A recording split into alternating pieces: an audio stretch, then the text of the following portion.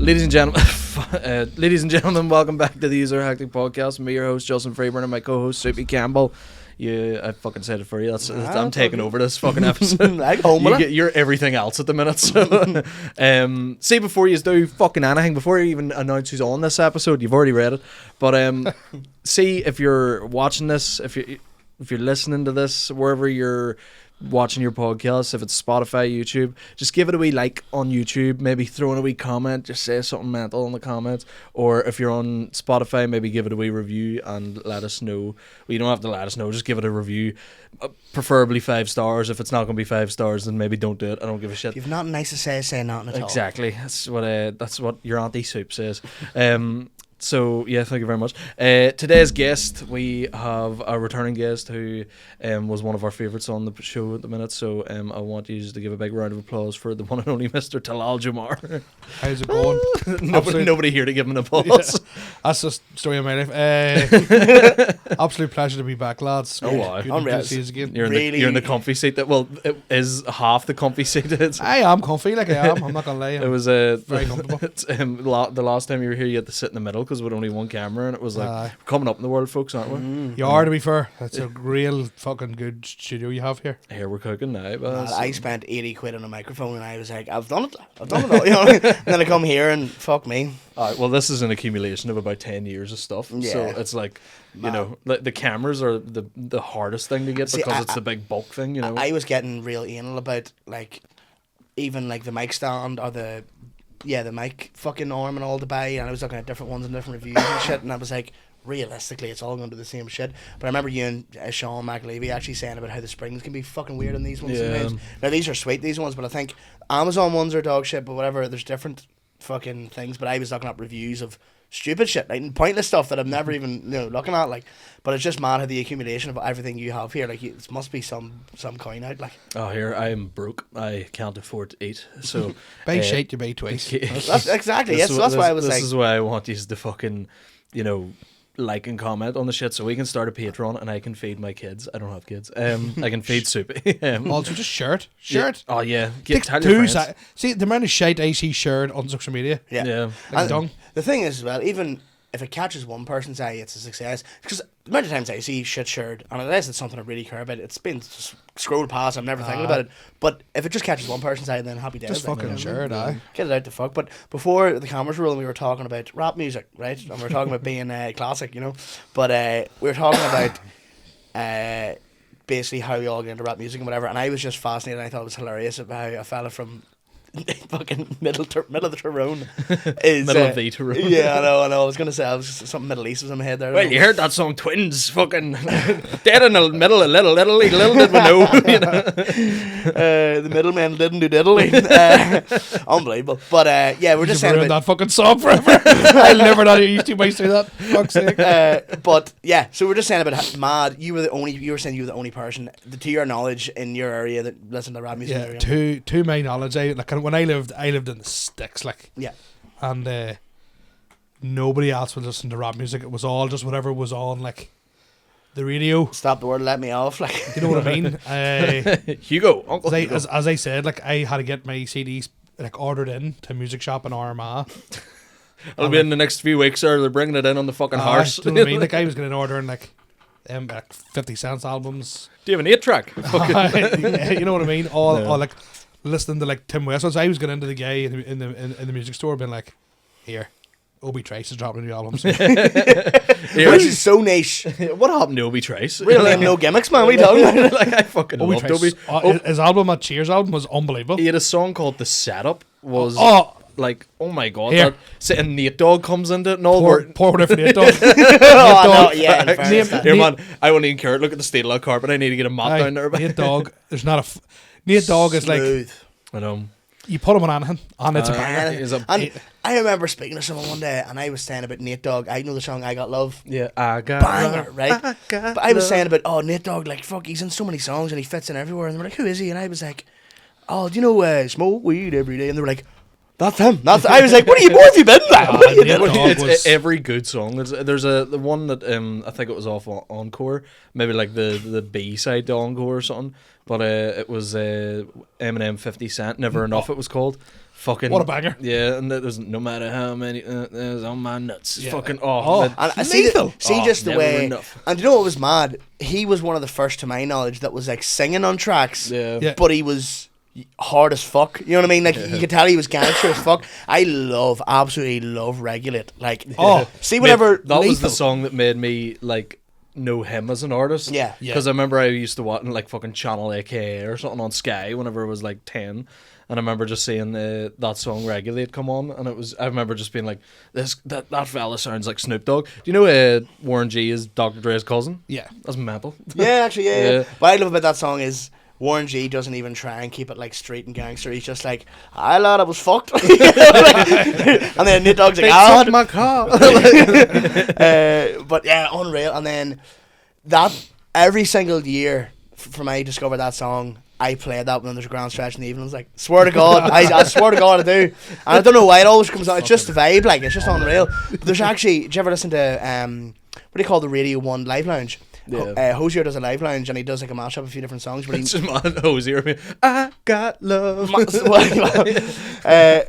that be fucking with me. He does what do you call it? Ariana Grande, One Less Problem, right? And then obviously he's singing it, and then he merges it into the end of Regulate, where he's like, "If you smoke like I smoke," and I'm like, "Hosier, what are you doing? Did you write that in the forest or something? What the fuck?" But it's him like doing mushrooms with the pixies, man. He's fucking. If you get a chance to listen to it, it's fucking, and you wouldn't think it works like, but it's so good. Like. But I was as I said, like I was only one. Like I remember like going to like teenage discos wearing like Rockaware. Yeah, like Jay-Z, Southern Brand. Do you have any Sean John? Did you? Oh, I had unfortunately, I didn't. Well, yeah. Well, the only one not showing up in but I cut remember jeans. everybody was wearing like brown shoes, and I was rocking up to like the club and fucking G-Unit high tops. I was wearing like Reebok G-Units. Like I remember one of the they were like I'm. See, when I say the best tune I ever had, I was like they were the coolest shit. And people were like, "What the cut?" I'm like, "You maybe you would." 50 Cent, Lloyd Banks, Lloyd Banks, young buck. Lloyd Banks was weirdly my favourite. If I don't know why. Oh, yeah. What do you call that song? Who Run It? Lethal. Yeah. Fucking unreal. And I'm near sure that whenever Lloyd Banks' part in the music video, he's like on a private jet, and you can tell it's pure green screen, like fucking pure shit. It's just him sitting in like a warehouse somewhere, well, like on like a wee stool, you know. But like that era of like G-Unit, I remember getting that album. I remember seeing 50 Cent in the Ulster Hall, right? And 50 Cent in the Ulster Hall. That's mental. 2003. Jesus Christ. That would have been around the time whenever I was getting into him, I'd say. But what? Fuck, I don't know. What did you? I'm 28. As of last week, I had to think about that. Fuck, I was 13 maybe. Whenever. So what age am I now? 35. That's 21 years ago. Well, I was 14. Fucking hell. And I remember like in the club had just come out, so everybody was like, "Oh," and everybody going, "He's probably too young to remember this," but everybody thought the lyrics was "Go Charlotte." I'm like, Charlotte, some lucky woman that. Who the fuck is Charlotte? It is my birthday too. Like, go Shorty. See, we actually knew it was Shorty because there was a boy that was like one of the older boys around our way. It was called Shorty. So I remember everyone thinking like, "What he fucking wrote that because it was his birthday." But like people, do you remember on like Bebo? People had like the lyrics typed out on their homepage. The wee bio thing. The wee bio thing was like "Go Charlotte." What was yours? Like, what did you have? You know where you could put a song in the background of it, the or Bebo whatever? flashbacks. Oh, mine was like well, the first time I put up Bebo flashbacks was Stunt 101. G-Unit. Oh yeah, okay, yeah. Mine's so corny. Mine was Ayaz Replay. Banger though, banger. What happened to him? He had 2 songs, Solo and Replay, and then he just disappeared. So I remember, like at the end of the 50 Cent concert, he was basically saying, "Right, I'm part of G-Unit. We're going to release an album." Yeah. And he played Stunt 101. And I was like, "I'm not leaving this song for a song. It's fucking unreal." Yeah. My Bebo flashbacks. Just when I was thinking about it there, the last one I had, I'm nearly certain was like a compilation of Kaka golds. I know that song. Danzaka Duro. Danzaka Duro. Yeah, unbelievable. And I remember I used to like log into Bebo every day and just watch the same video just of Kaka scoring goals. My penguins are my favourite fucking animal. So my skin was penguins. Yeah. And then I had a wee thing about Claire. That's a long time going with Claire. Like, it's fucking people with a wee absolute tripe. Like. Oh, Pierre, what would I do without this girl? Oh, shit, remember that? You know what I mean? Your wedding voice on it, for fuck's sake. But how, what, isn't that mad how, like, you just thought, I feel this, like, you might have felt that at the time, but who else gives a fuck? But you think everyone does, like, it's mental. And then you had, like, your top 16 and your top 3. And then you could send loves every day. And, I remember there was a glitch whenever, so you got 3 loves every day, I remember, and there was a glitch if you had like a public page, which was like a, you know, like a Alidaz fan page or something, I went with that, or Arsenal fan page or something. You could send unlimited love as a fan page or whatever. So I remember I made a fan page and I just used to send myself unlimited love, like myself, like for what? You know what I mean? How are you virtually wanking? I know, edging myself. But I remember we used to make Bebo skins, right? It was a fucking handling.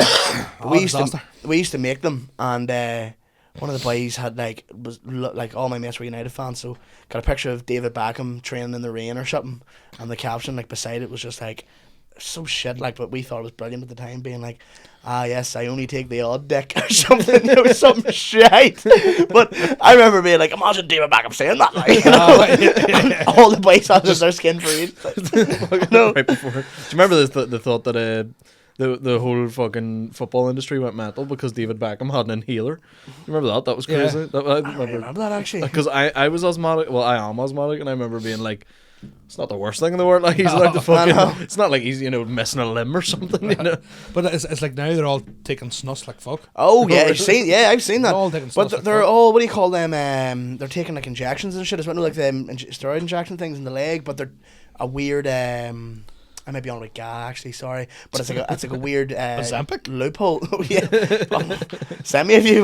No, but I don't know. Like I wouldn't fuck with that shit. No, fuck that. Like, I'll tell you one thing: Wayne Rooney's definitely not on the fucking Ozempic. No, seen that fella recently? Yeah. He's my dad. That's all he is. Like, he looks exactly like my dad. He's what he's done is he's went to a fucking shop, checked his bank balance, and went, I don't need to do nothing again for the rest of my life. No. Like he'll be undecided on when not to get a fucking, you know, chicken and coleslaw sandwich or a ham and cheese. Just just get both of them. You know what I mean? You know what I mean? Mix them together. Yeah, fucking unreal. Like the wee triple decker sandwiches, but for them. See, I live like that currently, but I'm not within my means at all. Like, I am fighting for my life. I'll earn like 50 quid from a gig, and I'll be like, you know what, I'm buying a 50 quid meal right now, and I'm like, I cannot afford to be eating this fucking meal. Sometimes I'll just like, can't take it away. The steak, please. But that's a dangerous mindset, because my uncle said to me one time, there's no pockets in the shroud. And I was like, fucking that resonates with me. Like, so every time I'm going to buy shite, it's always food, shite. But I will say this: the only people who say money doesn't make you happy, are all loaded. Oh, 100%. Every time, 100%. Like, I swear to God, like, I'd say about $5,000 would solve every problem I have. Like, you know, it would just, if someone handed me $5,000, I'd be happy the rest of my life. I think. It's insane. You think that, like, I got a bit of back pay from work there a while ago, which was nice. Don't get me wrong, fucking unreal.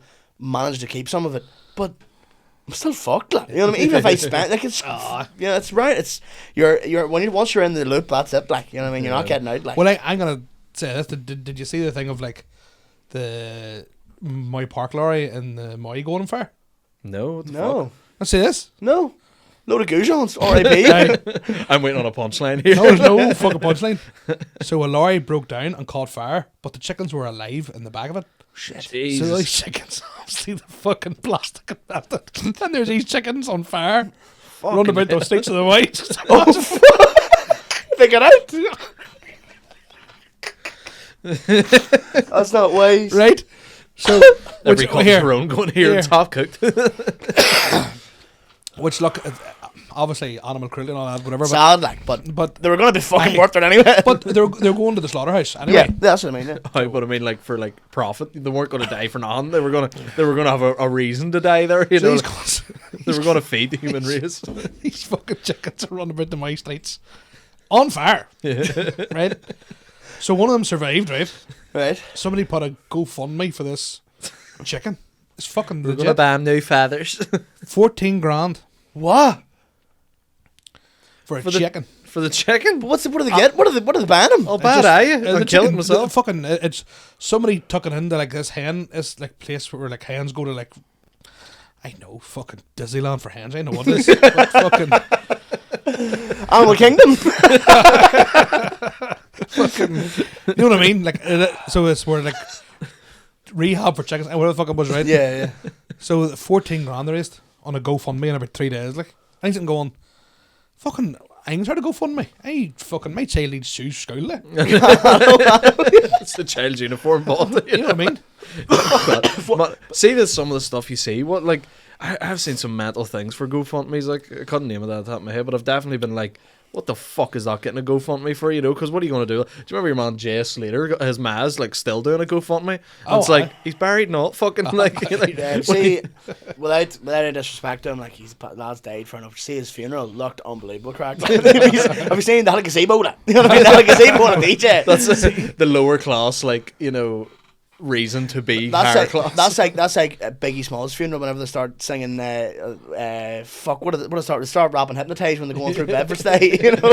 Some shit. Do you know what they did? See, at my granddad's funeral, my granddad, he was constantly complaining. He used to get stuck at the lights, the railway lights, because they would always just go down, and it goes through the middle of Lurgan town. You can't get from one end of Lurgan to the other without going through it.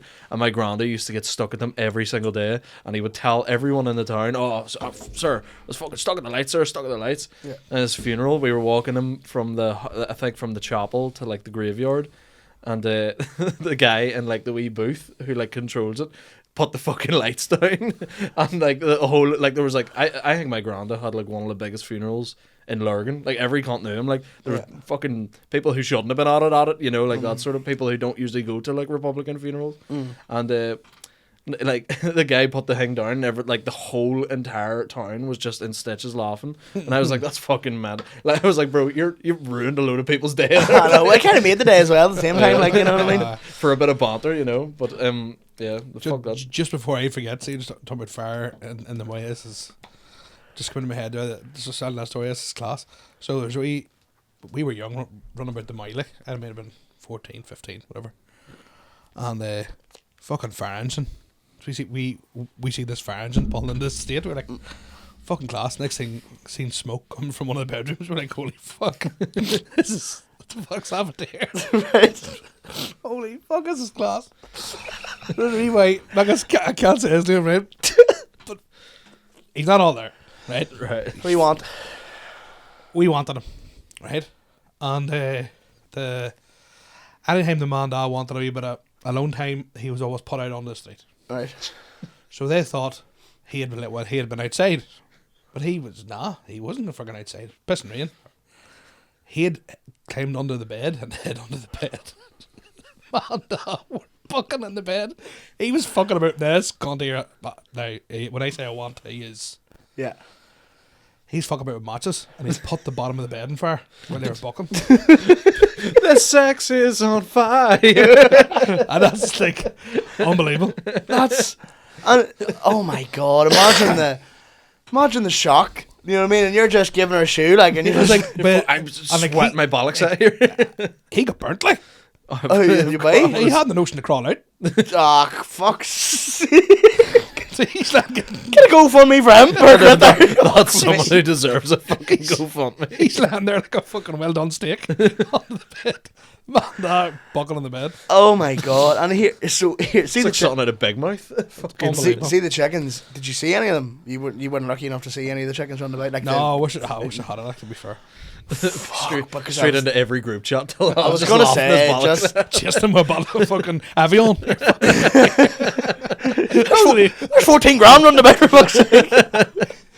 Mate, see, if I'd have found out you could do I'll be running out stealing chickens from farms and shit now, like, that's fucking be lighting every animal I see in fire for the next 2 weeks. You know? See, that's what I'm saying. Like, see, like, what you were saying. Oh, sorry, when you were saying about that story of, you know, you're all just out in the street and something happens and whatever. Like, I miss being out and playing with your mates and shit like that happening. But that kind of reminds me of, like, because it's coming up to Halloween. See, remember the shit you used to get up to, like, around Halloween? Just flat out knocking people's doors, like, throwing snowballs at cars and all. Like, that move, like, but fucking Halloween in Alaska. Throwing snowballs. Where'd you spend your Halloween? Sorry, I was just thinking about being mischievous, and I was thinking along the lines of just being a dick. Like, fucking people have been lighting fireworks since June. Honestly, I forgot. I heard the fireworks going. I literally forgot I said Halloween. I'm like, that's mad. But do you remember, like, Halloween? Do you like Halloween? I love Halloween. No, I hate it. You hate it? I believe in ghosts and demons and all that shit, so I don't like it. It's a bit pagany. I have to get in it now because my 2 children, they love it. My wee girl loves Halloween. We got to. And you're quaking in your boots. I run about the house as a unicorn. Shake myself. Jumping out of fucking wardrobes and shit at you. It's mad. You know, I think Halloween TALALS is... and slaps since fucking mid-April.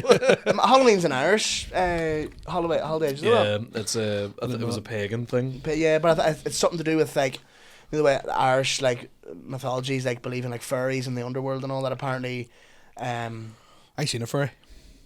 I want to get on to that, right? I just want to inform the people. It's outside of Kremlin. I just want to inform the people. It's outside of Kremlin. No comment. And there's a clip. No, I don't part of that. No. But Putin, was it Putin? Yeah, that Kremlin, yeah. But apparently, very, very briefly, fucking these people called the Tuatha De Danann, right? They were fucking the like superhumans that lived in Ireland before Irish people lived here. There's a whole big scrap, and then the Irish people were so ferocious that the Tuatha De Danann, which are like the fairies and stuff, basically said, "Here, use bat their way, but let us have a day that we can go out and fuck about." So they introduced Halloween, and then that's where Halloween apparently all the ghosts and ghouls are out. But tell me about the time you see the fairy. What's the fairy was just what me and my woman were just walking. It's called the line. We were walking the line. Johnny Cash. It's Johnny Cash. Toto not fucking write a song about that. And swear to God, it was sort of like half. It wasn't dark yet, but it was like getting that way. Yeah. And we just seen this wee thing just go. Man. And the two of us said nan for about 5 seconds, and I goes, "Did you see it?" And I went, "Yeah." She goes, "What was it?" I goes, "I have no fucking clue." But mad. Also, I've seen a ghost too. Like I was gonna say, because I have it on good authority that you don't like it. You're not a fan of an idle ghost or an idle ghoul or a goblin, perhaps. Welcome to our new segment. Weird shit we found out about you before. This is fucking legit story, and you know the ones we do the drama with. Yeah, amateur acting. Yep, they'll confirm it. Right, I'm full game for believing this shit too. Like, So, I've never had experience, but I'm skeptical, but not dismissive. I'm not like I won't go. No, that's wrong. Like. Do you know that lane where Paul Roach lives? Yeah, it's a fucking wee windy lane. Oh, it's he has to honk to go around the corner. Like, he has to honk the horn, so that's your fucked lad. So real foggy night, we left that house, and I was driving down the road, and I swore to God there was a woman standing in the middle of the road, and I fucking slammed the brakes on as hard as I can, and all I heard was this like scream, and she comes through the windscreen, right, and out the other, like out the back, and I went, I've like shit myself, going, I've knocked me down here. This is the fucking horrors. Yeah. Get out of the car, can see nothing. My windows like intact. I went, fuck, has just happened to me here? Get into the car, drive to the shop. Right? Yeah. Drive to the shop. I have to get milk on the way home. Of course you do. Last thing in your mind, you fucking bread and milk. Oh, fucking. Sure, it was just not your woman going mad. Remembering you, not gonna remind you to bring milk. One of the Way Park chickens, fucking. As I go to get out of the car, something grabs me between shoulders and rips me back into the seat, and I sprint into that shop. I remember I'm paying for the milk and stuff, and the shopkeeper's like, "You okay? You look like you've just seen a ghost." And I went, I think it just did. And I never seen that shopkeeper again in my life. I must have fucking scared the life out of her. And then I wrote into the group going, "Paul, what the fuck's the crack?" And he was like, so he goes, "Right, text somebody else the description of the ghost, and I'll put it in the group who apparently there's a ghost that haunts that road." Right. So I text Angela going, "This is the fucking description of what I seen." Yeah. And she screenshot it and put it in the group chat, and that's exactly what Paul had said. Jesus. This is what I mean by, like, I'm skeptical in the way, like, logically, scientifically, like the science behind it. Yeah. But I've had experiences where I go, what the fuck has just happened? One time we were dropping a guy up to, the airport, the international airport, the stinking one. Yeah, and we were driving back. Nice we were driving back on them, like, country lane, like the road, like, to Antrim or wherever it is. Yeah. And so I fully, me and my mate, and he fully seen the exact same thing. Like, it wasn't like you know, it wasn't like I went, what the fuck's that? And he was like, I didn't see it. We both looked at each other and went, did you fucking see that? Yeah. It was a woman in full white standing at the side of the road, like full, like it looked like a dress, you know, or like a wedding dress or whatever. I'm goosebumps here now. Like. And I remember like us just going, the fuck was that? And I looked in the rear view. And I could still see it in the fucking rear view. Oh, fuck. But it was a full like woman, just with like no feature. I couldn't see her face because it was like a veil. That's the exact same thing that I see. But it was almost like not see through because that's like stereotype. But it was like hard to comprehend in my like in my eyesight. You know, opaque. Yeah. So it was kind of like, and I looked at my mate and I goes, did you fucking see that? And he was like, that woman standing there, and I was like, yeah. And we were like driving just dead quiet the whole way home. See, that's what I'm saying. I'm in the same boat. I am completely open to the idea that it's real because you don't know everything. Yeah, like, exactly. That's like it. Especially with like all the different energies and stuff. Like even the fact that we're here right now, people, there's probably some planets wouldn't fucking believe that we're here. You know, like I think there is different planes of existence. I tell you about the idea. I don't know for sure, but I'm open to the idea. I'm very much like, you see, like demonic possession and all that stuff. I like see cunts who play with like Ouija boards and fucking go speak to like mediums and fortune tellers and all. That is no. See right. We're going on to fortune tellers in a minute, right? I had one tied on me one time, and it what? Hope you got your money back. Fully, no, they're telling, bro. They're telling the past. That's not the future. They're reckon the cops going, he's gonna murder somebody. No, I swear. Here, where do you hear this? Right, it was a fortune teller who used to go to the same hairdresser as my mum. My auntie is the hairdresser, and they would go like every week. They were like, "You're gonna lose your hair." Sorry, man. I'm sorry. Funny. But she was sitting with my man. She turned around and goes, my man never spoke to this woman, had never done anything, like never knew her growing up or anything. She turned around and goes, do you have a son? And she goes, yeah. And she goes, did he get in trouble recently? And I was like, this is bitch. Like, it was like right after I just got like arrested for graffitiing. I was real deep into vandalism back in the day.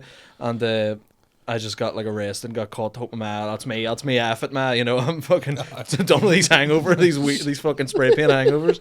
And I like the woman turned around to my man and was like, I don't know why I'm seeing him and I'm seeing like a capsule, like an aerosol capsule, and like in like his drawers. And my man was like, what? The aerosol capsule makes sense because Justin used to graffiti, but he doesn't do it anymore. Little did she know, in my bottom drawer in my bedroom, I had a load of spray paint cans stashed. And my ma went back into my room, looked in the bottom drawer, first drawer she looked, and there was all spray paint cans. Came home from fucking school. My ma was like, "What's this about?" And I was like, "They're old, ma. I promise you." I was like, "Heard it up," like because I used to not believe in all that shit. And then next thing you know, when one fucking touted on me, I was like, "I'm done." I was like, "You fucking bitch." There's definitely something because I've never had experience. Tell me when you're gonna die, you know. Give me something good crack, like, you know. A mate of mine went to a fortune teller. He lost his mum a few years ago.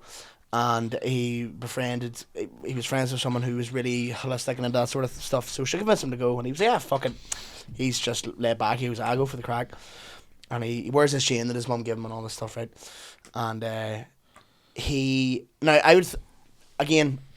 especially him, he's a wind-up merchant. I wouldn't have believed him unless he actually recorded it on his phone, like just voice recorder, like, you know, just because he wanted to listen back to it. And I'm not joking. I come back to the house. And I was in his house, he came back, and I was like, oh, fuck, no, what did she tell you? You're fucking cock small, and all know this stupid shit, you know? And then he was just all, like, vacant. I was like, you're right, lad? And he was like, yeah, just fucking mad. Like, thought he was winding me up. I kept asking him, he wouldn't tell me for hours, and I was like, just tell me, like, just me, come on, you're best mate, lad. And he played the recording, and I'm not joking, I started getting goosebumps, because she was saying things that, like, no one else would know, like, your mum was XYZ, and she was like, and are you wearing the chain? And he was like, what? And the chain was tucked, like, you couldn't see it. And he's bawling, crying on this recording and all, and I'm like, this is real, like. But it's something like that scares me, because, I don't know, I've never spoke to anyone that's been like, oh, fucking, you're gonna die on this date, or there's never really negative. It's more positive. I don't spiritual. I don't think they're allowed to tell you.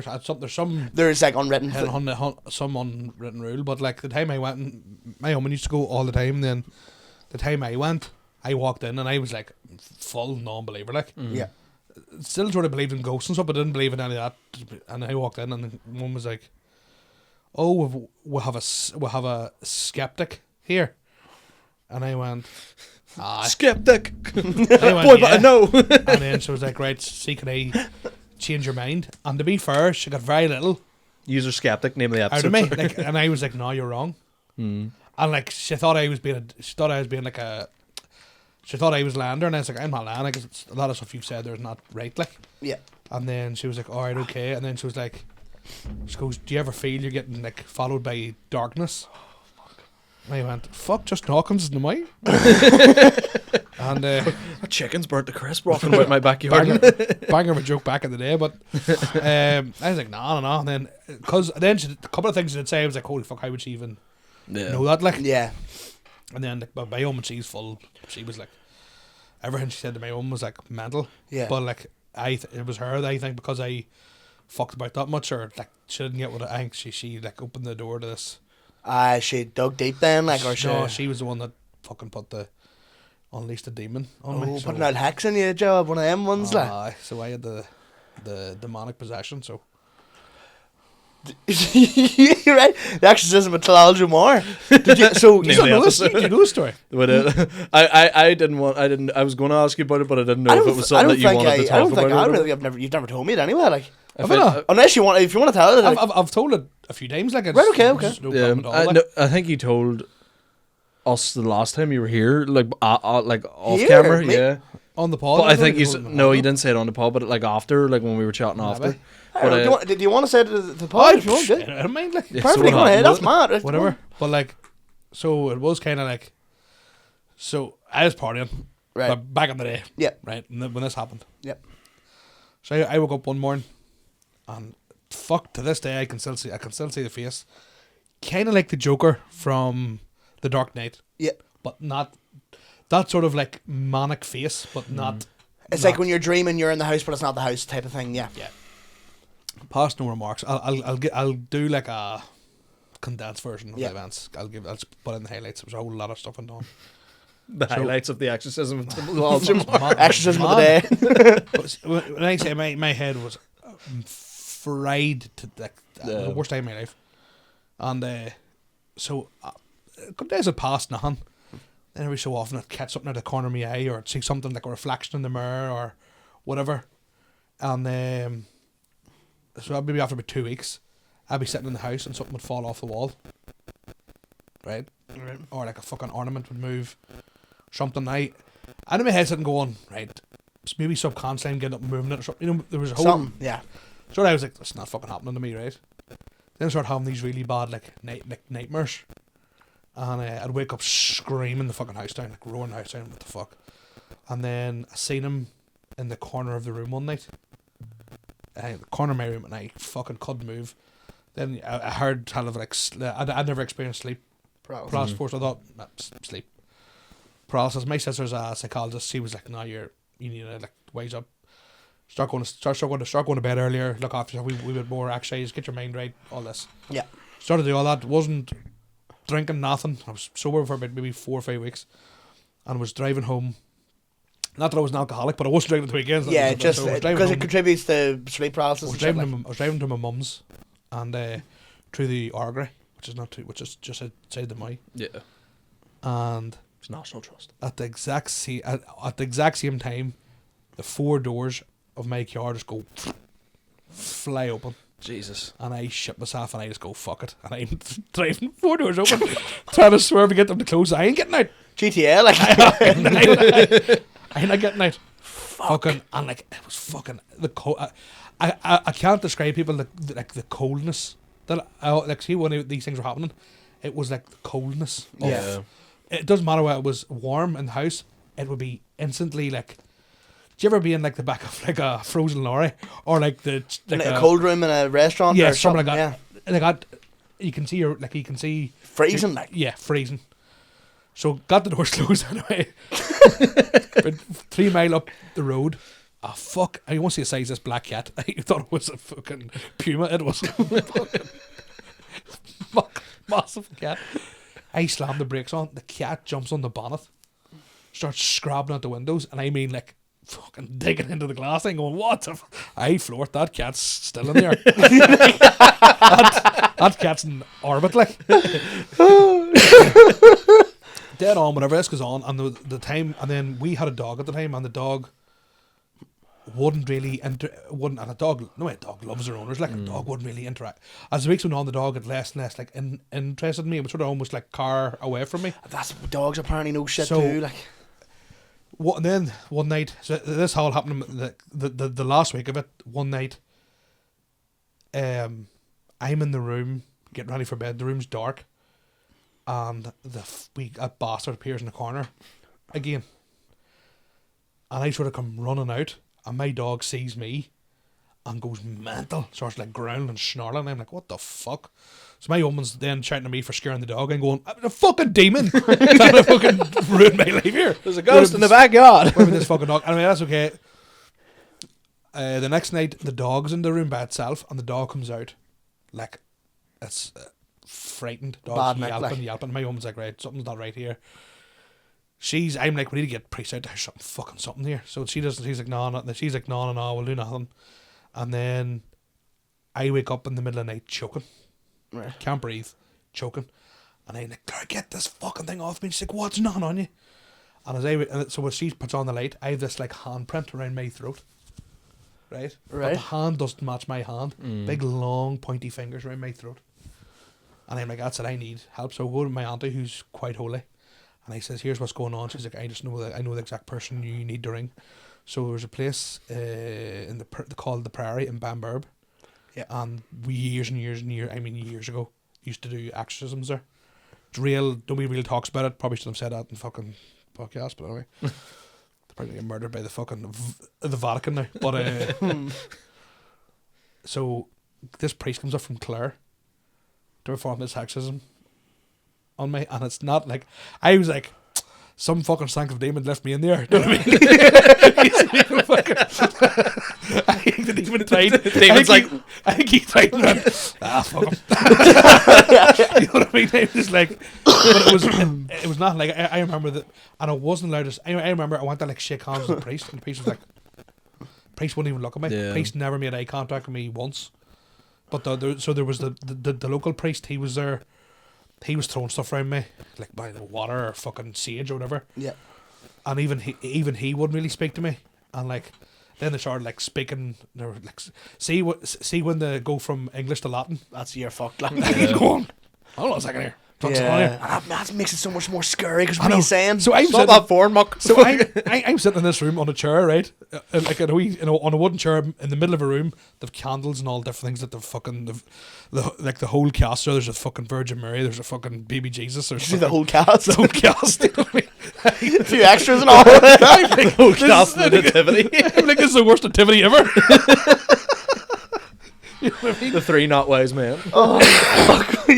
So I swear to God, I'm sitting there and they do all this thing, and then the priest eventually speaks to me, and he was like, I'm really sorry, but he goes, but there was something growing in you, and he was like, the priest would like, he goes, if I didn't want to taunt it, because I'm a man of God, I didn't want to taunt it, to make it grow stronger in you.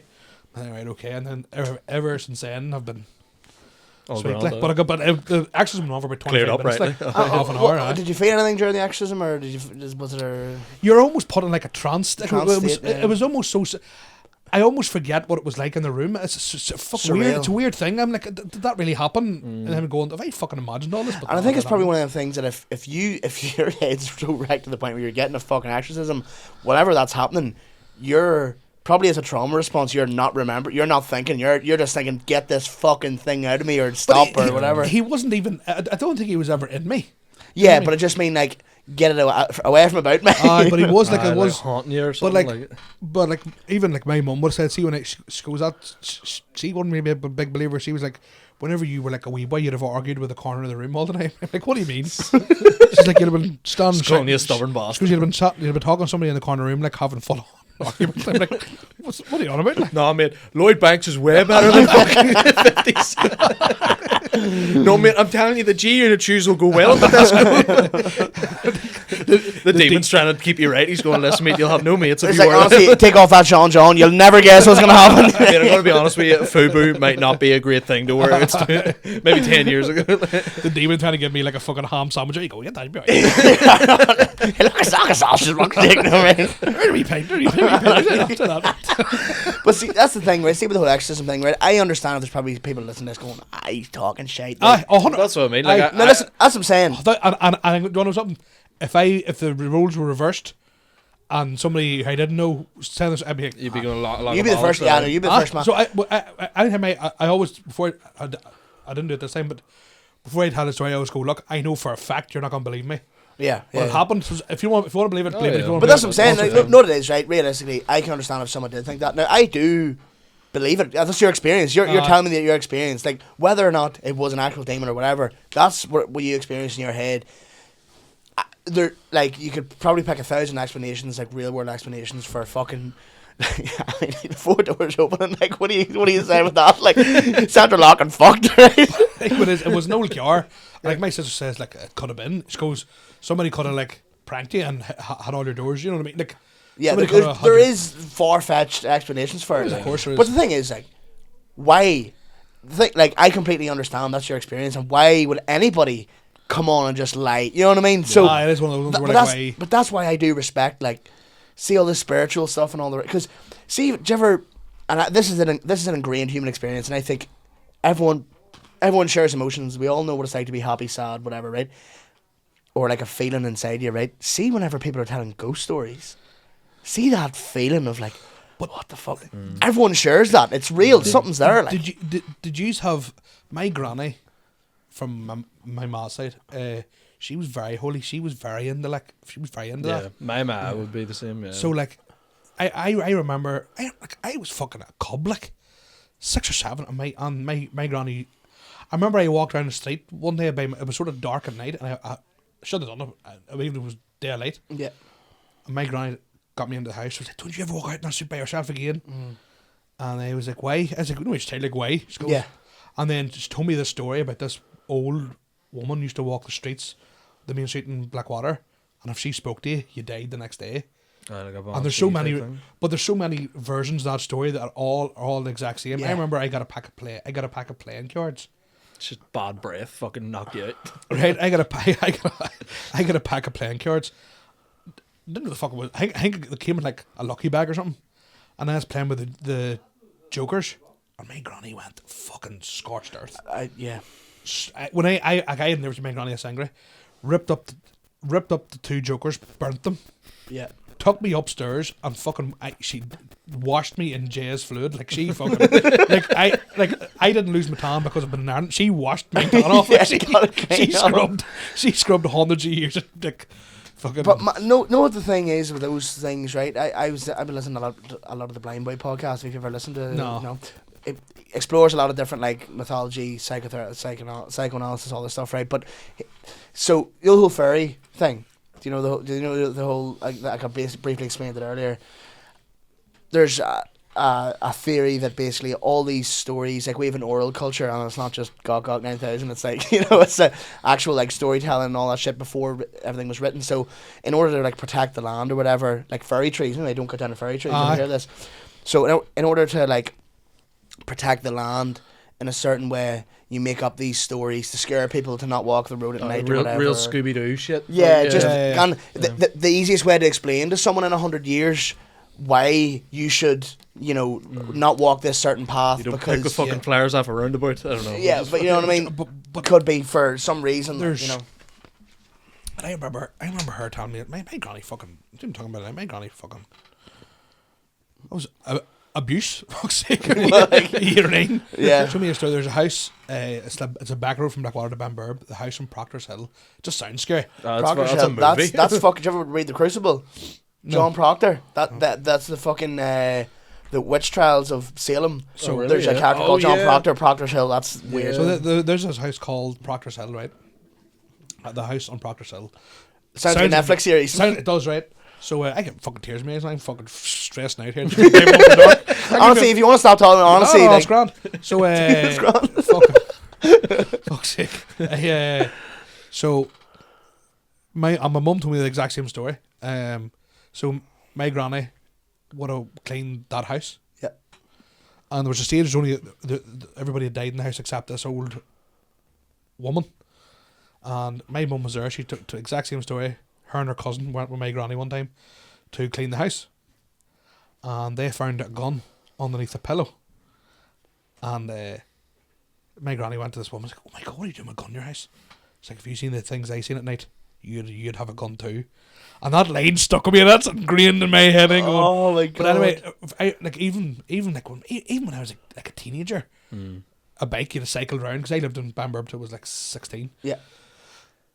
My mum always said, never cycle that road by yourself. She goes, just don't cycle your road by yourself. But of course, when you're younger, No, but first thing you do. like, you know. And I remember cycling that road by, and I got, like, you could see the house as you go up the hill. You go, and I remember shit was happening that. But nobody walked their dog past it. Nobody to this day walks that road. Nobody. I'd love to read into that a bit more. No, just what's the? So here's recently what happened. So the redone. There's like they've converted into like a Airbnb, right? But one of the things is you're told not to like walk around the area. Oh wait, just put a pin in that. They're testing the fire alarm. Sorry, the smoke. Imagine if that had no context. No, my ma texted me like in what Proctor's Hill. John Proctor. Keep it rolling. Yeah. Keep her lit. Yeah. I'll, Airbnb. I'll cut any of that, but out. Right. So it's an Airbnb, and it sort of say, right, I don't know if they give you like a brief history of that house, whatever happened in it. Anyway, but so these two lads came over from Liverpool to a wedding in the Blackwater Town area. Yep. And so two lads, they always say this house haunted and all this sort of shit. Two lads stayed in this house. They were at a wedding in Tammany's of all fucking places. Right. And so I was dead on. Had the wedding. Next morning, one of the two lads got up, couldn't find his mate. Couldn't find him. The fuck is he? Ringing around going, fuck, I hope he get home alright. Fucking, he's from Liverpool going, he doesn't know the area. Couldn't find him. Searched still everywhere. Lost down in Haggins Bar. Couldn't find him anywhere. Next thing, a farmer rings, going, here, you need to get the police. He was found hanging. Ooh. Around a spade, or like a pitchfork or something. And this fella, no history of mental health issues, nothing. Nobody knows where he would have got the rope and all the. Yeah, it's a mystery completely, like. Mystery completely, and nobody's ever been near that. And that's only a couple of years ago, and nobody's been back to it since. And that's when it was. So it was an Airbnb, and then that's. Or something like that. It was rented out or whatever. Something like that. So that area. It's like that's fucking. So that's why.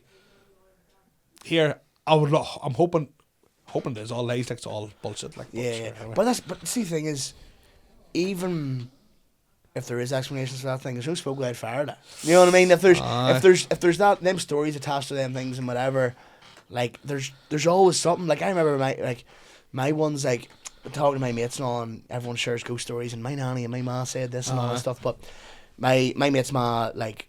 Apparently, there's people that are just tortured with it, like, just always have these experiences and whatever. She was told us a couple of stories about she's seen something on top of the shed. She was looking out the back window and all, whatever. And I went up and asked my mom. My one's I'm sure everyone's mom has a couple of ghost stories from around the area, but my mom grew up where I live at the minute. Like she lived there all her life, like, but she was like so nonchalantly. I never forget it. It's like that gun sentence for you. I'll never forget it.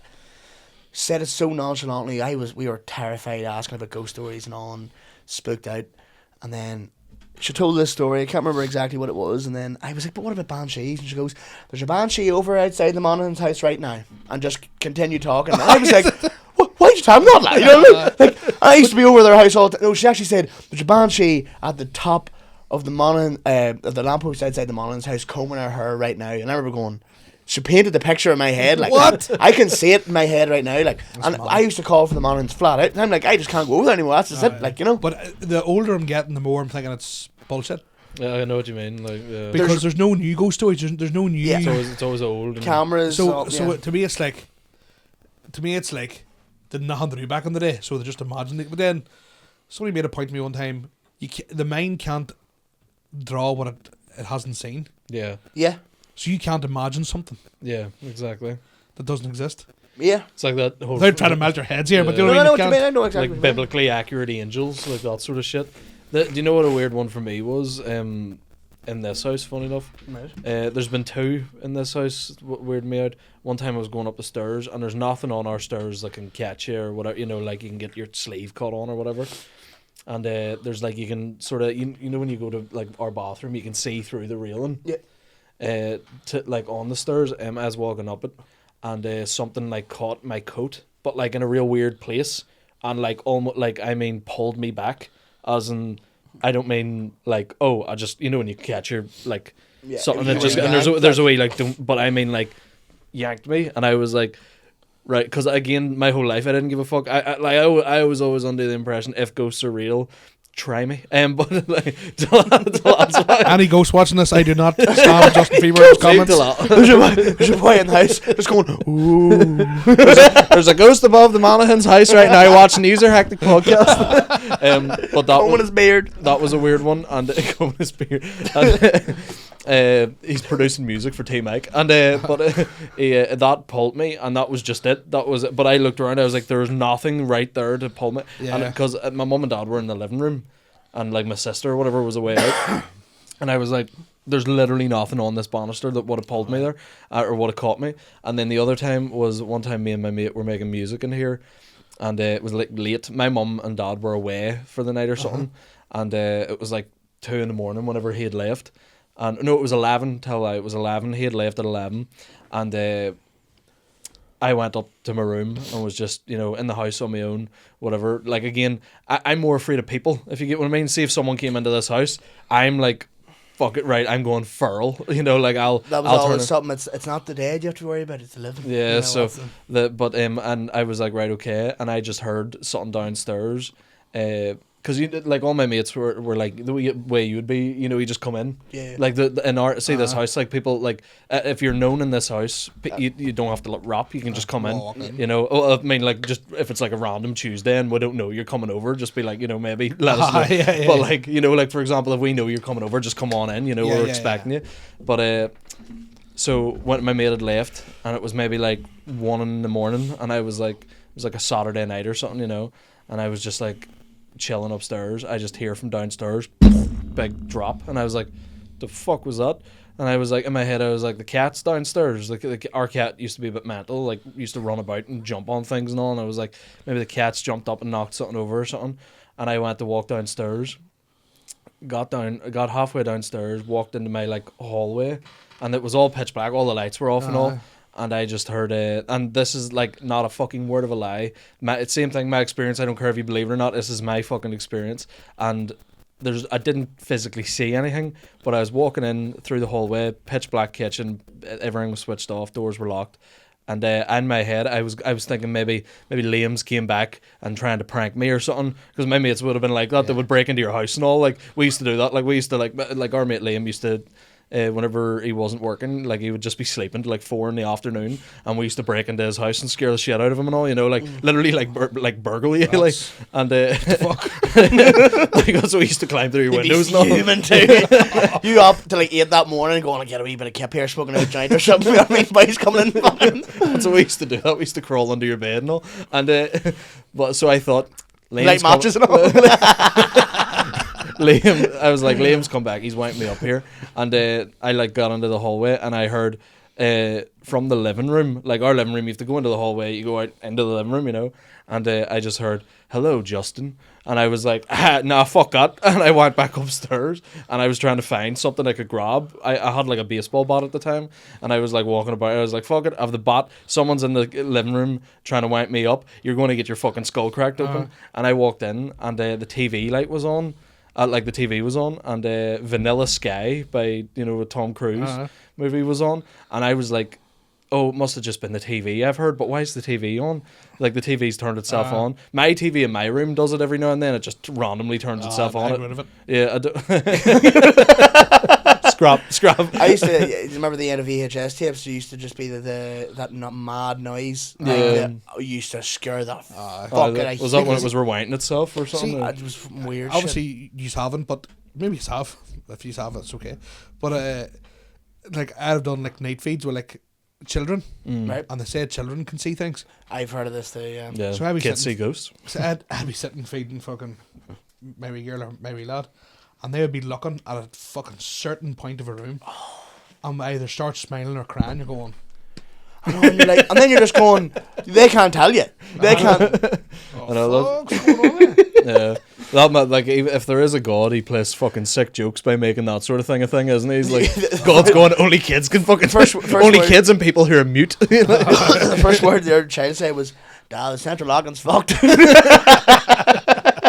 But that same story where I was like, I've never watched Vanilla Sky, maybe a character's called Justin in it, and I heard clear as day, "Hello, Justin." I'm standing with a bot in my fucking hallway, scared shitless, because I was like, it's mad, someone's like. in my house, and the chair was on its back, like our kitchen table chair was on its back. I'm here. I had moved out. And the TV was on, Vanilla Sky was playing. I had, like, a few days later, I was like, I might watch Vanilla Sky. Watched it. No lines of "Hey Justin" in it, or "Hello Justin," and I remember just going, "What the fuck?" My man Dad came back the next day, and I was like, "What do you fucking hear what happened to me?" But that's the thing, like, my thing with it is, you've obviously had a negative experience with it. Mine's always just weird. Like, I've never had one where I'm actually like, I'm in danger, if you get what I mean. Like, I'm always just like, I'm the scariest thing in this room, you know. Like, so I'm like, if just a ghost pops up, I just start wanking in front of it, you know. Like, what's What are you gonna do? You know, gimme, What is it? Ectoplasm, you bastard! Fuck. yeah, but that's what I mean. Like, I'm not like, you know, obviously fearing it or whatever is a correct response to it. But I'm always under the impression, or like, I'm like, if I see it, I'm like, try it. You know, like, It's like now. It's like any car I drive, any house I live in. doors are locked. It's like there's rosy beads. There's a Quran. There's a prayer from Knock, prayer from Lourdes. Yeah, there's that's the same in my ma has I'm St. covering Christopher medals in the all car, bases, like, rosary beads on my bed, everything. You might as. That's what I'm saying. You might as well, like. the rosy beads is like I've shared nothing but negative experiences, but the positive one is, so my granny had these black rosy beads, right? Yeah. Sick. Carried them everywhere, I'd wear them as a necklace, man. and whenever she passed away, they were looking for these black rosy beads for her to be buried. Yeah, with them. put them in the Couldn't be found. Near tore the family apart. Everybody's going, nah, someone stole them, or he has them, she has them. Couldn't be found. 3 months later, I come home from work. There's no word of a fucking lie. I get out of my car, and on my back doorstep of my own house are the black rosy beads just laid out. really, fucking hell. And I went, and like Claire's dad works in the shade behind my house. I goes, "Here, did you drop a set of rosy beads there?" And he's like, "Nah, sure." And I was like, "Was that me around here?" He's like, "No, I've been here all day, and nobody's been here." One of your cousins has just felt guilty. And but the thing about it was, not the river. They were never meant to be left to me. They were never meant to be You had left. no to me. connection to them really that way. Like. They're meant. One of them was could be buried with them. So the mental thing was, and like, even then when I got them, first thing I wrote from my man, I was like, just check these are the ones, and they were the ones. Like, The same ones, yeah. mad. That's crazy. And people are watching this podcast going, he is fucking cooked. That fucking. Yeah, the ghost is But that's what I mean. Like, the that's, chicken's on fire. I But think hear- you have to be open-minded to this sort of At thing, the same because you time, don't know either way. Fully open to the fact that like, I could have just been through a rough time in my own life and imagined all this stuff. Yeah. Or You're, like, yeah. That's what I'm well saying. It's could well have been. two things can be true at once. You know, you Aye. can experience it as a supernatural experience. So it is, whatever, but it's not like I'm fucking here. It's not like anything. I always try and see the rational side of it first. yeah, and yeah. like, It's not. And the thing is, you're not getting manic about it, and like, you know, people have these. You're not trying to profit. sometimes- You're not doing a fucking GoFundMe for it. I know. Talal's exorcism, 14 At grand. that time, it was a fucking horror. Like, So Yeah. yeah, that's Oh, the thing. yeah. People that I get the horrors badly. Sorry, man. No, I you're just right. like whenever I get the horrors, I feel like I've unlocked a certain part of my brain that it, like is like it'll be like the day after drinking. I'll be like trying to go to sleep. It'll be like 2 a.m, and I'm just like, oh, there's my room's full of people. You know, like, but Yeah. this is one that's like weird for me. And you can ask anyone. Abby will back this up. I have panic attacks in the middle of the night, and it's always caused by the same shit. It usually is sleep paralysis, and it usually makes me feel like I'm not breathing. But it's the same. I don't know if it's a dream or whatever it is. It's the same thing of like a black figure in my room, standing at the bottom of my bed, and he just talks away to me, and he like. But it's not like Bill Cosby. P Diddy. Hey, you want to get famous, brother? But Hey baby, call me love. Brother love, yeah. Bra love. Bra love. But and Fuck. It talks The pudding to me. and the pop and the pudding. I just was on it back off me. The pudding papa. But it doesn't say words, but it feels. I feel like it's asking me to tell me, like, to just tell it stuff. Not like weird. It's not being like, you know, what's your kinks, but like it's like without any words spoken, I feel like I understand what it's saying. Like it's like almost like, you know, because it's all just in my head, you know. Yeah. So that's what I mean. It's a dream. I'm making it up as I'm going along, but it's always the same thing. And whenever I jump out, and you can ask Abby, in the middle of the night, I jump up and I'm running about the fucking room shadowboxing like most nights, and like I mean, like physically shadowboxing, and I'm losing. You know, sorry for that blood class. No, that's like I'm waking up in her house. Never, it's the same in her house. It's that's like mad. It'll be like I'm like in the position in the bed where I am when I wake up. I'm wearing the same thing. I'm in the same room, and there's something at the end of her bed, my bed. Is it Mike Tyson? Fuck it, but you wanna lose your other ear, brother. Whenever it always does the same thing where it like walks about the room, and I mean like on the roof and shit, and I'm just watching it with my eyes. Fuck that. And it always just like almost like jumps at me. Like it goes and it like zooms into me, and that's when I jump up, and I'm always like, and like Abby's like, what's the matter? She's like, is it the same thing again? And I'm like out of breath, and I'm like literally on the bed, like, you know, like grabbing shit and all. Yeah, see, that probably is sleep paralysis. Like sleep paralysis. That's what I'm not like, you know, like again skeptical about it, but I'm not. I'm like, there's a reason for this, but it's always the same thing that weirds me out. It's always the same figure, you know, like. Tell him a story about the driving to my ma's and all the doors fly open. It was the middle of the night, right? And the reason I was driving to my mum's house, this is just, you said something jumping out, just reminded me of it. So I'm in bed, Claire's beside me, and I think that this thing's jumped on me. So I just swing it into shadowboxing. I swing a fucking right hook from the fucking. It starts came from the Middle East. Yeah, it starts in Jeddah over the fucking right. Fly Emirates. And it was a fucking dog had jumped up onto our bed. Oh, really? The dog land. I mean, busted. That's in the air with the cat. I mean, the dog busted. Right? Fucking referee's giving it a 10 count in the corner. Out the fucking going, what? The fucking dog? Your wife's in the corner throwing towels at it. But that's so funny. But see, sleep paralysis is mad because it manifests itself in different things. If I have a heavy night in the drink, like I usually get sleep paralysis, and see the thing where you think you're not breathing, that's pure sleep apnea, like, you know what I mean? I have sleep apnea from being a fat I definitely have sleep apnea. I snore. I don't know what sleep apnea is. I have a deviated septum, so I think that's where because I've had my nose broke like 4 times, so it's like... So there's probably, that's what I'm saying, and then I think as a trauma response or a survival response, your brain's going, there's a guy in the corner that you might fucking get up, you know what I mean? But that's, I'm never like afraid of it. It feels like, in some weird way, it's like, oh, like if it had words, if it was talking to me in physical words, it would be like, you had a gig tonight? How'd that go? And I'm just like, I mean, it was the Empire, it was class. Colin Murphy's a lovely fella. So he's the ghost of you, Dan, in your hole. There's nothing sums you up more than going, fuck ghost mouse, I don't give a fuck. That's good. And you genuinely mean that. That's not even. That's not even like trying to be hard ass. You going, I'm the thing the ghost needs to worry about. Like, exactly. I promise you. Do you know what it is? Right, you'll see in the gate when you walk out. There's a wee sign on it that says Daniela on it. I think I could be talking shit. Someone told me this, that the woman who lived here before was an old doll, and she passed away in the house.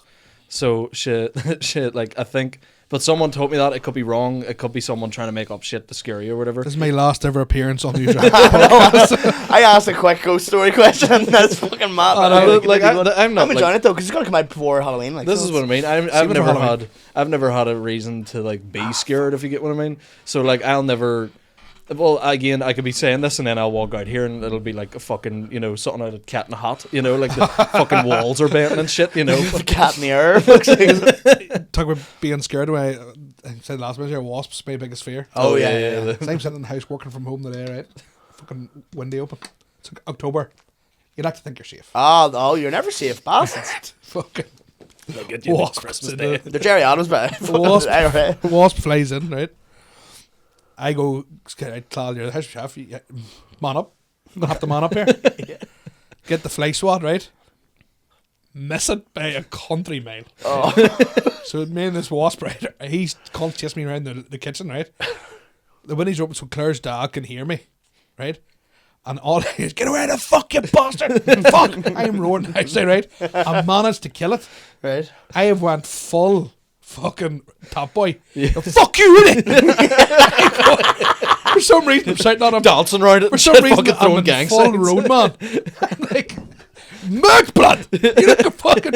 I am going... He's going, what's going on? I was like, oh, just killed a wasp. Scunder too, like Scunder. So But I mean, I'm like... then I was watching Adulthood there. next thing, fucking another wasp comes in, so I'm feeling myself. Oh, his mate though. I was like, I've got one, right? Yeah. So I'm now, if I was in an open space with a wasp, I freak out. But as long as wasps will fly to a window and they'll sort of buzz around the window. Yeah. So I'm sitting fucking gabbing at this wasp going, fucking, I'm gonna get this cunt. I'm sitting like this here, trying to get this wasp with fly swat, right? Sting like a wasp. right. Trying to get this wasp, right. Again, miss it, but I'm fucked now. Because what's happened?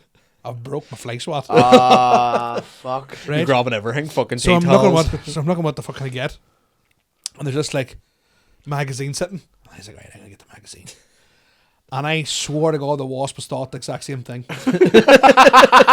He's landed the magazine and he's going, fucking try me, motherfucker. Try me, motherfucker. He's went for OK magazine.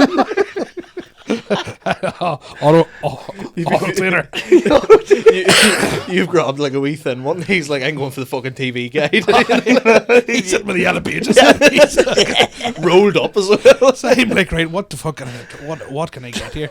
So I fucking lifted a shoe, and here's me sitting going, fucking, again, for some reason I turned into fucking Sully from Top Boy. Fucking shouting at it like Tim West was. Yeah, baby! Start daggering it. I'm joking you. 35 minutes I danced with this wasp in this kitchen, like. And every time I go near it, it flies up. Do you know what my thing with that is a very common one? I hate spiders, right? Okay. And I mean, my skin, like if you talk about them, my skin starts crawling, and I'm like, I need to take my clothes off and shit, you know? Like it's a weird, like torrential phobia, like. Yeah. And yesterday I was recording with Sean and Diona, and Sean turns around and goes, have you been getting like big massive spiders in your house recently? And I was like, I've seen a couple, and usually I don't know how, whenever I move out, I'm going to deal with it. Like, I had a killer spider in here for you one day, remember? Yeah, that's what I mean. See, I don't find that embarrassing. Like, if you have a fear or something, you have a fucking Oh, it's a fear. fear, fair enough, but it's just funny that Phobia. he was like, Soupy, can you get that spider? And then I was like, Edo Bad, I went over and was like, ah! It was a fucking big cunt as well. No, I'm Come not gonna scared pay of rent. I'm not scared of spiders and like that, right? But some of the spiders I've killed recently, I'm like, fuck this cunt here. Could put me in headlock. You'd catch it riding the woman. You'd catch it riding the woman, wouldn't you? I would make him a cup of tea. Wouldn't put him off. Fucking Hing's eating all the food in the cupboards. Getting cooked by spiders. I tried to write a joke about that actually, that same topic, but Feeding two children at once. but whenever Sean said that, I seen this big ass fucking, you know, one of the big fucking like brown ones, the big tree spiders crawling across, and it was like a tile floor with like black and white, so it was like it could have disappeared. I seen the shadow of it, and I was like, that's a big cunt. And Sean just goes, and just like he started walking towards me with it, and I ran out of his door. See, and he just fucked it into the garden. I was fucking like, special place in hell for fucking people like that. See people who like kill a wasp and run after me with it. Oh, yeah. Fuck off! You definitely hit that, but it's some crack. Like it's definitely some the shit in a stick theory. Yeah, it's such an easy thing to get you to show yourself. But see, even if I'm see, even if I'm outside and you go, watch that wasp, I will react every single time. Yeah, because the time I don't, I get stung. That's it. Yeah. So I want to bring it back very, very, very quickly to the supernatural thing. I'm not going to tell any stories. I just want to say to the listeners, keep an eye out for more supernatural content on the way involving us three. That's all I'm going to say. Oh yeah. That's all I'm going to say. I don't want to say anything. Are you still happy for? But I have said that I was the second. You'll see me in it. You'll see me in it for a split second. You'll go, "There's no way he's that fat and can run that fast." Fuck, he can move for a big fella. Like Tyrone. Don't you worry about Tyrone. He can move if he has to. Was you talking to the bees? Tyrone is Tyrone. Yeah. Fuck, I swear to God. I mean, see, shouting at that wasp, I was, fuck you, blood. I'm proper, isn't it? Your father probably thought there was someone being the fuck out of you. It's like, let's cut now. Top bay. That's class. Top bay. It's mad how he went from, like, chickens and fire to exorcism. Mad. I know, mad. That's what we're all about. Use a skeptic. Literally, for some reason, I can't remember, something got me onto Halloween. I just was feeling Halloweeny today, and actually when I was thinking about this, Halloweeny, I was feeling a wee bit Halloweeny, a wee bit, well, what's the fucking Irish term for Halloween? Doesn't matter, right? Spooky. And Spock, right? And Spock?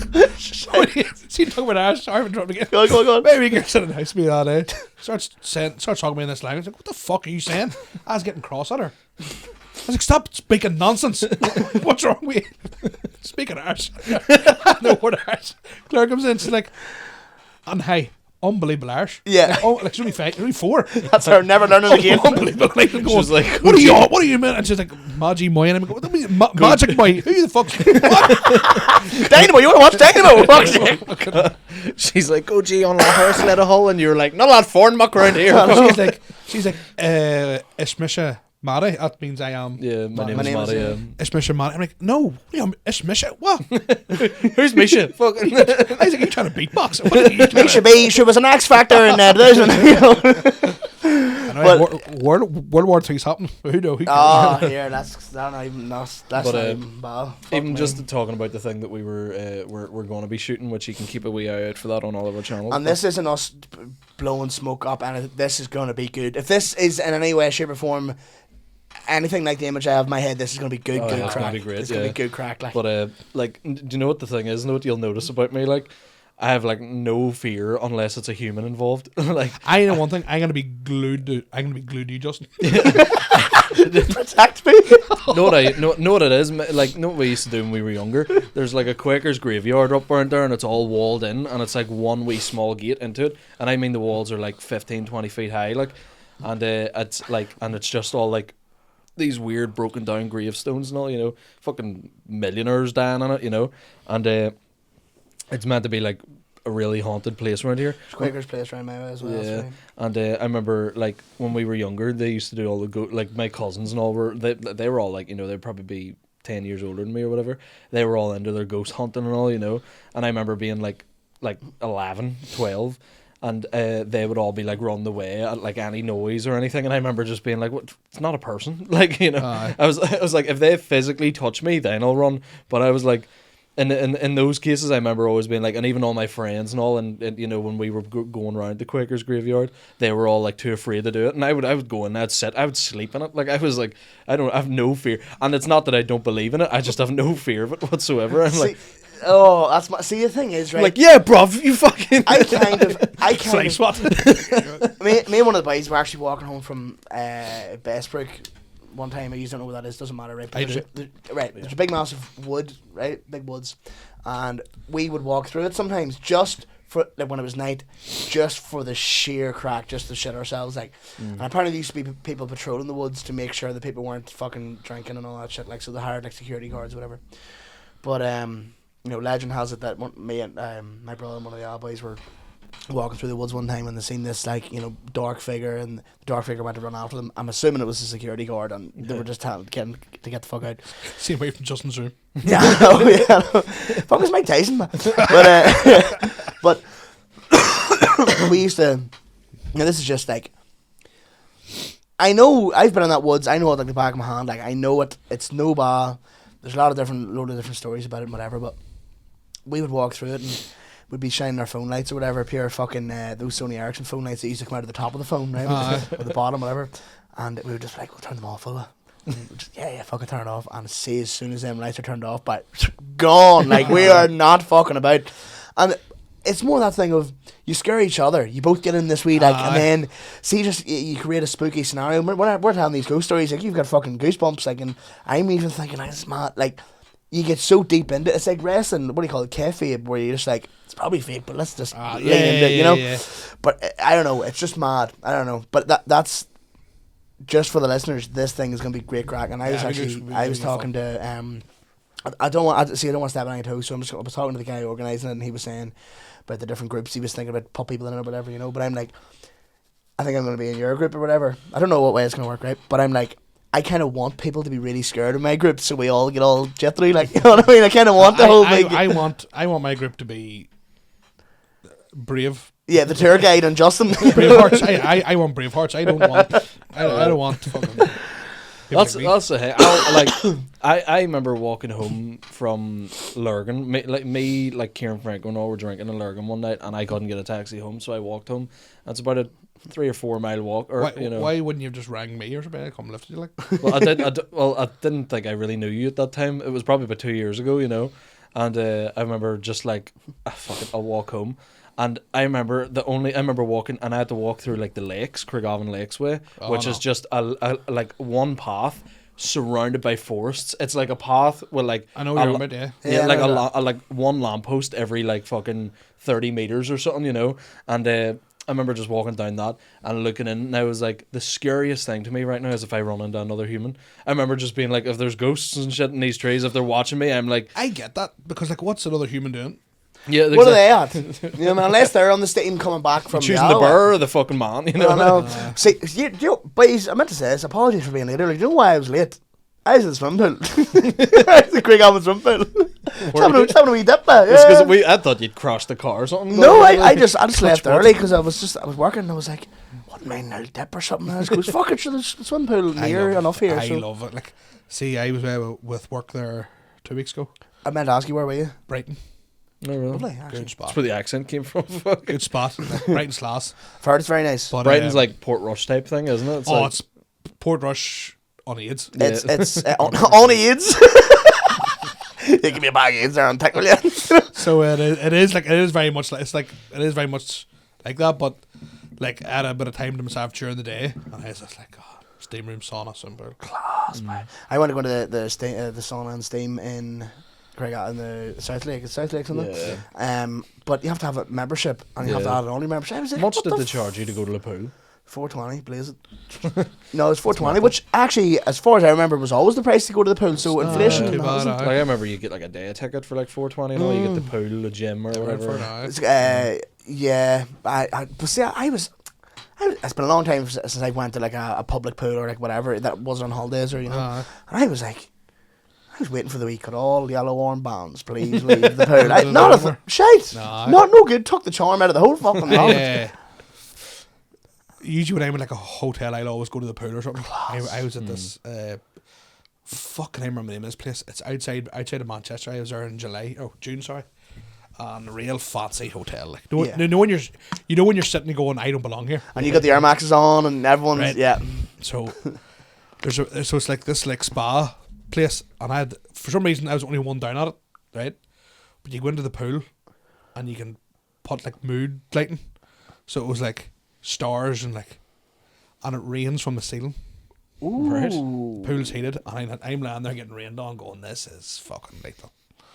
And then you go into like the sauna and the steam room, but the sauna has it's one of them like Iceland or Finnish ones, so it's like outside it there's ice. You have to rub yourself in ice, like ice cubes. Yeah, like crushed ice. I fucking stand there like a mojito.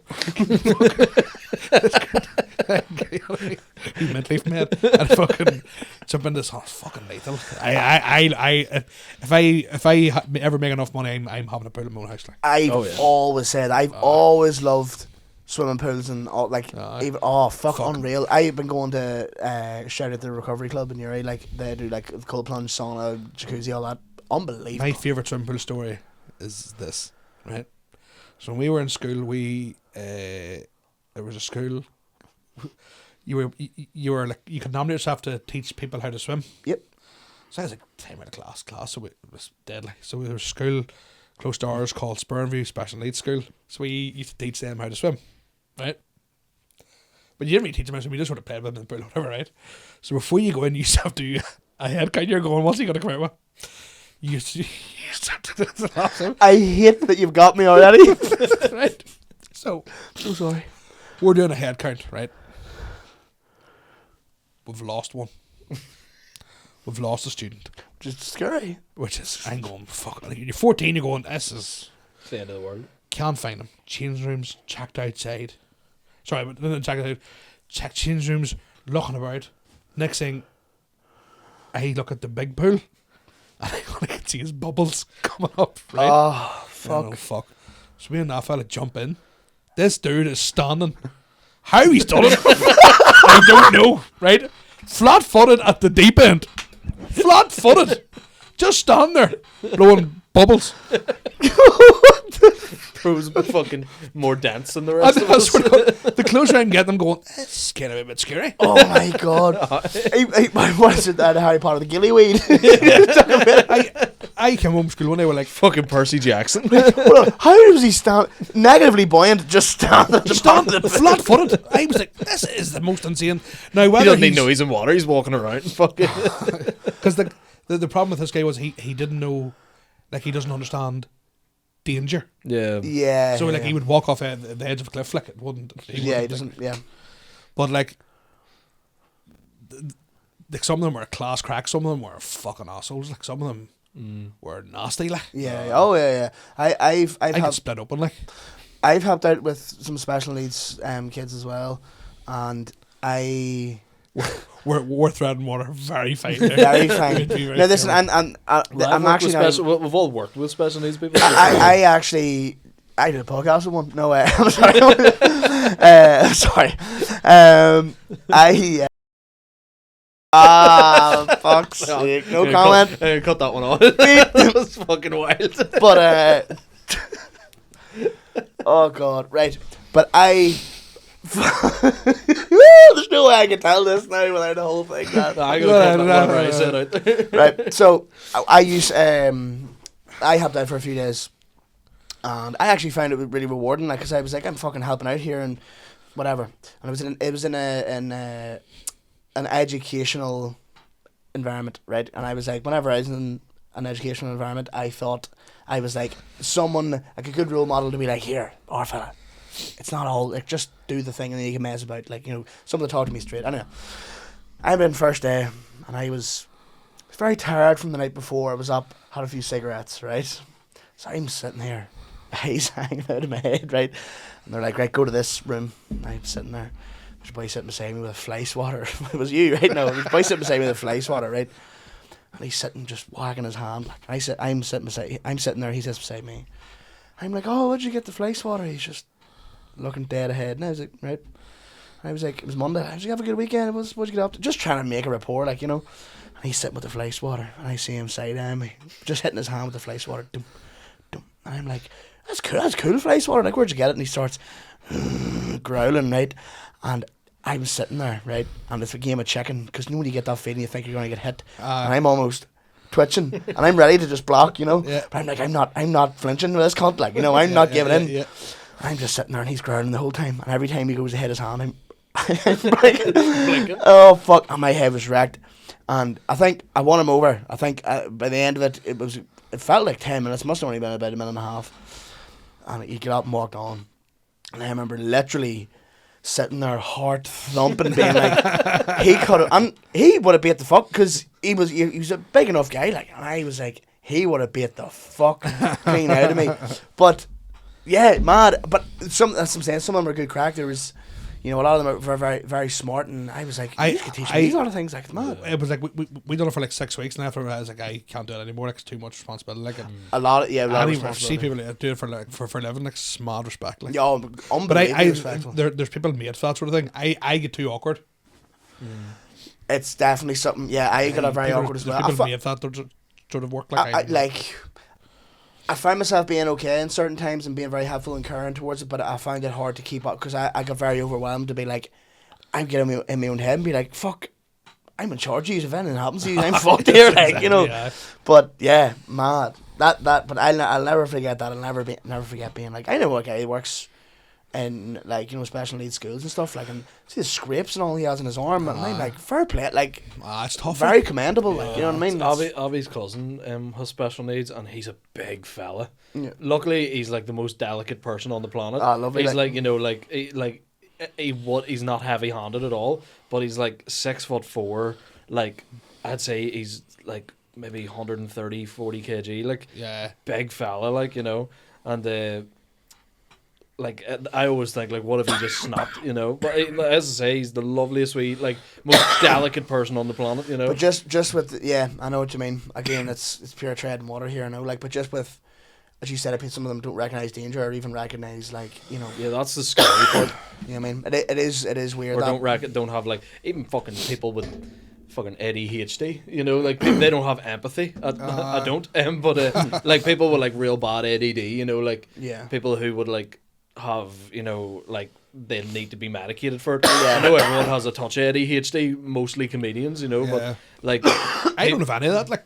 I'm riddled with something like. I think, well, obviously you don't really hear it's the spectrum, whatever. Some people experience it as more. I think you're borderline autistic, man. You have too much information. My boy said to me all the time. Anytime you mention anything, I'll mention the most niche fucking topic, and you'll be like, "Oh yeah, the fucking blah blah blah," and I'll go, "What?" I'll always have a something, even if it's pure bro science. I'll have something to say. Listen to enough podcasts. Yeah, I think I just retain useless, stupid information. That's like, good though. But see, in ways, like, sometimes I'd be like, I bumped into my cousin a while ago, and I was, remember that time we were all playing football outside your house, and I shot and hit the post, and I came back and hit you in the face, and he was like, no, and I was like, do you remember? And he was like, no. I was like, you were wearing the United top with the fucking the AIB logo and the whole thing, and he was like, nope. Like, I just remember, I can paint it right now. Yeah.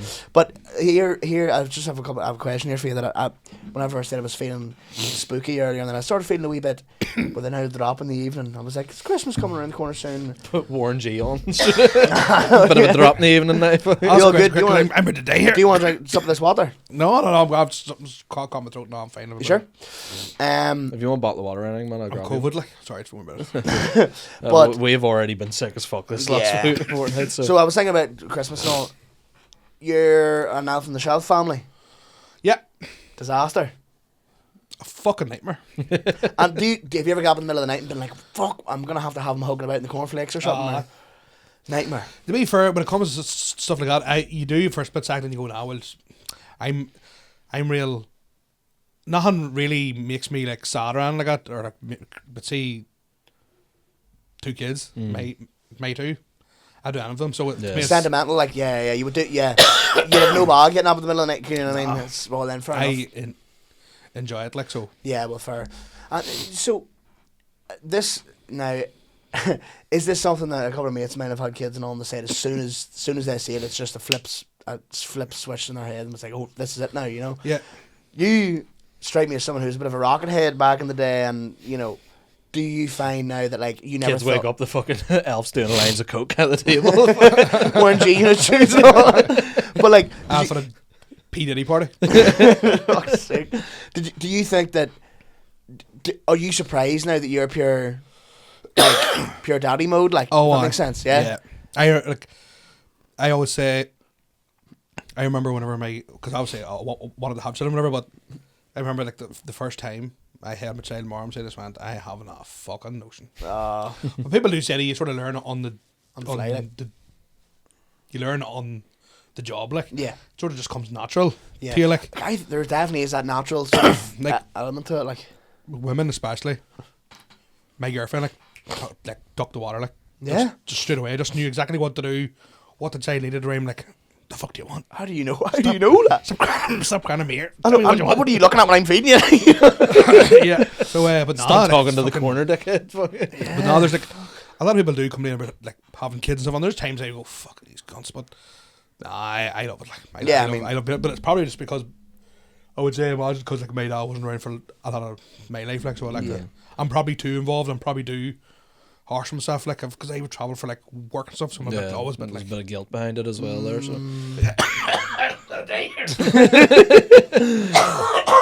here, sure, we'll wrap it up anyway because we've done near an hour and a half. Well, just over an hour and a half. Go fund me for my funeral here. Can I ask you one question? Oh, yeah, sorry. No, I have a few more questions, but I was going to ask this one that's I was going down the Christmas route and all that. I was going to ask I have no time limit here, so... I was going to ask you what you have for your Christmas dinner, because, you know, I know that the whole ham thing and all. I don't know why, I was just really hungry earlier, right? But here's the question I'm going to ask you. It's not anything to do with Christmas. I just thought this is pure, you know, Google how to... Oh, what I have for my Christmas? I was going to... Well, answer that. I was going to ask you. We have turkey hanging up and just skewered off. Oh, right, okay, I get it. That took me a minute. You start calling the child boss man and all. For you and my friend. More cranberry sauce bastard. Cranberry molasses. Somehow the child's still ordering chicken nuggets. That's class. But this is the question I was going to ask you, and it's pure... it's all good, bro. It's pure, you know, Google, like, if you asked AI to generate a podcast question between three bays, right? Would you rather cum in your pants every time you heard your name, or shit your pants every time you heard a song you liked? Cum in pants. Every time you heard your name? Yeah, because no one can fucking say it right, so it'd never come in my pants. I was going to say, do you know what everyone's stuck up doing with me now? And I fucking hate it. Everyone calls me Justy. I don't know what Adam says Justy. I can't get out of it. Everyone is calling me Justy recently. Like, I mean, everyone in my life. And I'm what going, do you think about it? I don't like it. Know what it is? Like, in our family, we have this weird thing of, like, my wee sister's called Chelsea Lee. Yeah. And people call her Chelsea all the time. Yeah. And my man and dad have always been like, no, say her fucking name. Her name's Chelsea Lee. Like, it's her name. Yeah. You know, it's like, that's her first name. It's your a double bar name, isn't she? Yeah, Emma Jane. You know, and when people call my ma Emma, you go... If you're going to make a nickname or call her EJ, you know, people call her EJ, you know, things like that. But I hate shortening a name for some reason. I don't know what it is. Like, a nickname's different. Yeah, Soupy. it's different all the hours. Soupy, you know, like again, my dad's nickname is Johns, you know, which, you know, whatever. But but I hate whenever someone is just like, for one, Justy. Coughing when you're trying to talk. I feel Justy feels like I'm a fucking 4-year-old or something. And I'm like, yeah. And I know that's so immature to think like no, that, but I have this weird thing about it. You sound like a PT. Justy PT. Know what it is? See, it feels real like fucking degrading or something. Because every time someone calls me Justy, they're asking for something. That's what I've noticed. You get they go, Justy, can you do this? You know, and I'm going, fuck. You get Just Eat and I get Just Eat. So did somebody say? Well, see your nicknames. Any Shaggy. Shaggy. Yeah. I know that's a big thing. Yes, and Haggerty was actually telling me about that, about like how at all the Moy gigs, like they'll like chant you on and stuff. It was insane because everybody who didn't know me at those gigs probably went, "Who's this guy? This guy must be huge." Yeah. This guy's a fucking arena seller. Immediately go up and say, "This is my first gig." So I'm right to say with your brother's nickname or something, and then I think we spoke about this last time actually. But yeah, basically you every time someone says your name, say every time my ma is chatting about you met my mum at the Shamrocks gig in Uri, right? And you know, it's one of the only gigs my ma's went to. She went to 2 or 3 now, like, but she'd be like, what do you call your mum we were talking to for you to say? What she always say about anything but Talal, anything. And I'm like, Mum, Talal. So easy. So easy. Yeah. And then, but she'd be like, Tamal, and I'm like, it's 2 syllables. Like it's literally so. But I'm like, what is that? You know what I mean? It's the same thing. Even like, because as far as like, you know, when it goes to like Middle Eastern names and stuff, there's a lot worse. There's a lot harder to pronounce. Like, you know, all the throats and all. Yeah, there's a lot of going on there. Like, you know, yeah. So like, that's what he's doing. He's blessing the house. Can't call out my whole family tree there. It's that demon in you, fuck's sake. I'm trying to get out. Fuck's sake. But just when you said there about hanging with them gigs, do you remember the first thing you said on stage as a comedian? I do, and it'll haunt me for the rest of my life. I have it on video. Same. Yeah. So do I. And I remember at the time thinking, I'm going to record this set, and I remember thinking, I don't want to say anything too mad because I don't want, because you're always going to look back and go, oh, I was shit, or I thought I was better, or whatever. I said something so stupid whenever I got on stage first time, and I'll never forget. But I want to hear yours first. So now I can't describe this enough. When I say the place was going mental, like Shaggy. And I shitting myself. Like I'm myself. If I die here, I'm down in front of everybody I know. That's it. That's it. Right. So I get up on the stage, and still won't shut up. And you all this sort of shit. They eventually calmed down. And I just went, "Thank you and good night." Did everyone laugh? Yeah. Oh, brilliant though, brilliant. Do you know what the worst about it is? my first thing I ever said on stage is still my opener. Like 3 years later, I'm literally. My opening line is still my opening line. Like. Yeah. I said something. I don't know if I actually can say it on the podcast because actually no. Well, it's. I didn't mean it. I was just trying to be funny and I was nervous. Right. I remember to get a cheap cheer or cheap energy, I just went up and was like, just give yourself a round of applause for supporting the arts in Belfast or some shit, you know. And then I was like, I'm a bit artistic myself. Did I say artistic? Am I autistic or some shit, you know? And then got a wee cheap laugh, like, you know. But that was the first thing I said when I went on stage. But I remember I didn't rehearse that. It just happened when I went up. I wanted to get cheap energy, so I made everyone get a round of applause. And then I watched it, Sean McAlevey sent it to me, and I watched it back, and I was like, I hated, why the fuck did I say that? And even my opener, I remember the second or third gig I done, I ran my opener by you, and you were like, I like my opener. And I liked my opener for the first few gigs I done, and now I despise it. And you goes to me one time before the play, we were just sitting all nervous backstage, you after telling me some mad story that you near dying or something, and us just sitting, I'm just going through my lines and all, and you just go, Soupy, do you like your opener? And I goes, no. And then he goes, I was thinking about it earlier. And I was like, help me, lad, help me. What are you? And then he was like, you know. Can't be helped. Yeah. My opener, I feel as if I have to say it because I have to describe who I am. Yeah. Or else the rest of my jokes don't make, a lot of my jokes won't make sense. Yeah. See, 100%. I started with the Soupy thing because I was like, I want to get out of the way. My nickname is Soupy because I think I've made my decision. I think I don't want to be Soupy Campbell on posters and promotion and all that shit. I don't really give a fuck, like, you know. You want to be Stephen Campbell? I think Stephen Campbell, and then I that gives me free rein to explain the Soupy thing, and I can make jokes about it. You know what I mean? Mm-hmm. And then I also think if you're down as a nickname, you were down as Shaggy for and I actually got them to change that because they think of you almost as like a novelty act. Yeah. Novelty, and it puts you in the back foot a wee bit. Because you're like, who the fuck's this? But you know what I mean? So, Shaggy, they're like Shaggy, and you're like, do you think you're good enough to have a fucking stage name? And I'm sitting going like Shaggy, and then not only that, because there'll be somebody in the audience that go, he never even fucking sang It Wasn't Me. Oh yeah, because it's not me. Fuck's sake. Talal doing his whole fucking set like, and I come from the. I come from the Tyrone. But they blame me on 9/11. It wasn't me. Write it down. There we go.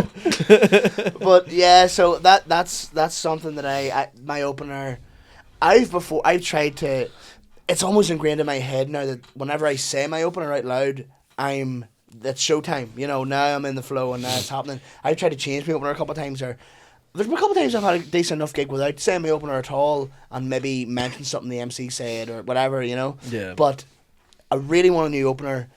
And I feel like it's one of the hardest things to get because once you have one, that's it. You know, it is hard. Like it is hard to like if your opener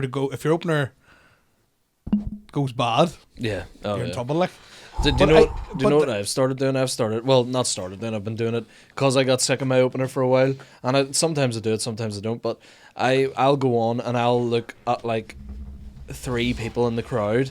And I'll try and find some sort of, or if there's some mental case that's been on or whatever, I'll find like something that I can slag about because I'm good at roasting. So you are very good. Yeah. So I'll go up and I'll go, oh, here, it's lovely to be here. We even have fucking blah blah blah in the crowd here, and usually it gets a laugh because people. And then once you get them laughing, then you also set a precedent of like. People are afraid to heckle you then. Yeah. So you've sort of set the bar, but then it also could go the other way, where people can go, oh, he's going to be all fucking Paul Smith about it. Let's shout out at him. You know? And then the thing is as well, like, see that there's no one's death story that I love more than yours. Like, I see that phrase you said to me. You could hear the ice clinking in the glasses. I've said that 1,000 times. It's my favourite way to paint the picture. Like, that's my worst death. Like that is the worst time I've died. Where like, was it? It was in Pugs. It was that NI Comedian of the Year. Yeah, fuck, we did that. Yeah. I opened that night. You didn't see me though. No, I had to go to another gig after that. Yeah, you were full like.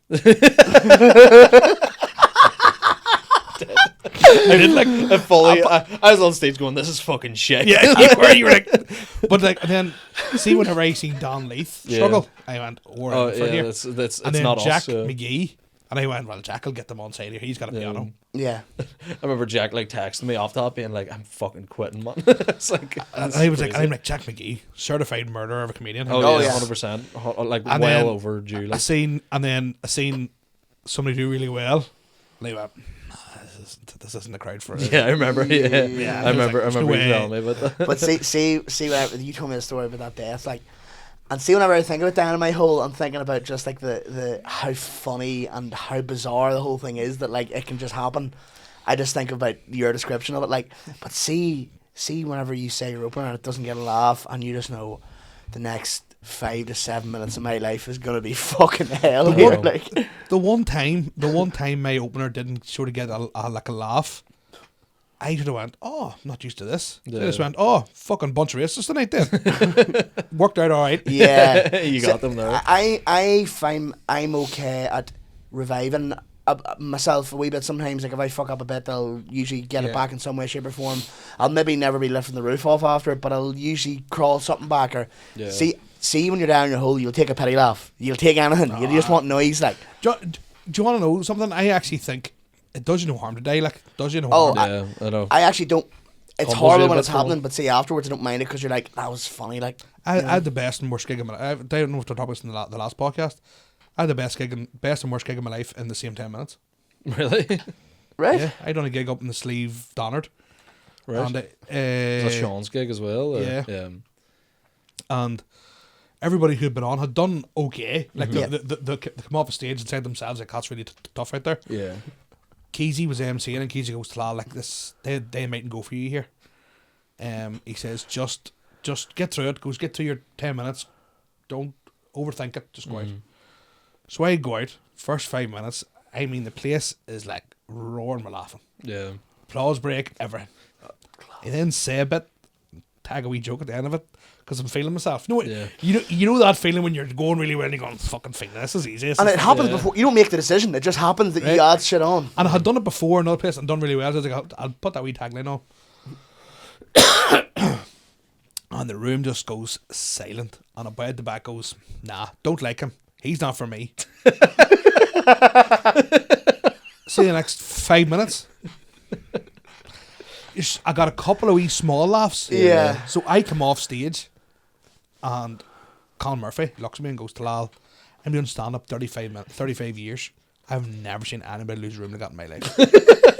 I thought it was going to be like a story where you're struggling the first half and by the end you've got No, it's all the way about. Yeah, all the way about. Which, another thing is, that's still amazing because that's just mad. Like, what happened? Crazy. For like one joke, like. Yeah. So, do you remember what it was, or? Oh like, yeah. Yeah.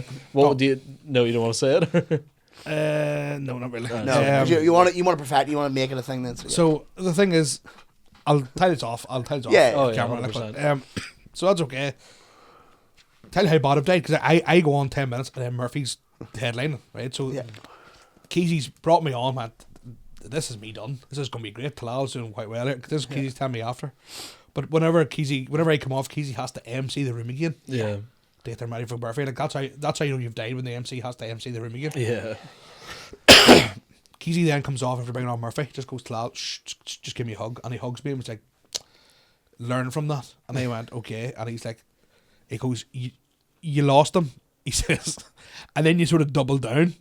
He goes, "You should have." He goes, "There's more material you have in there that you probably would have got them back on side with." Yeah. He says, "But you probably had that 10 minutes in your head." He goes, "That's just inexperience." He goes, "That's essentially what that is." Yeah, you couldn't change it on the fly. Like, And he goes, like, "You probably panicked a bit." And I went, "Probably did." He goes, "So you probably just stuck to your 10 that you've done loads of times." And I went, "Yeah." And he says, "Here, don't worry about it." He goes, "But like, that is some turnaround." Like, he couldn't believe it. Like, I love that, because that's just so like.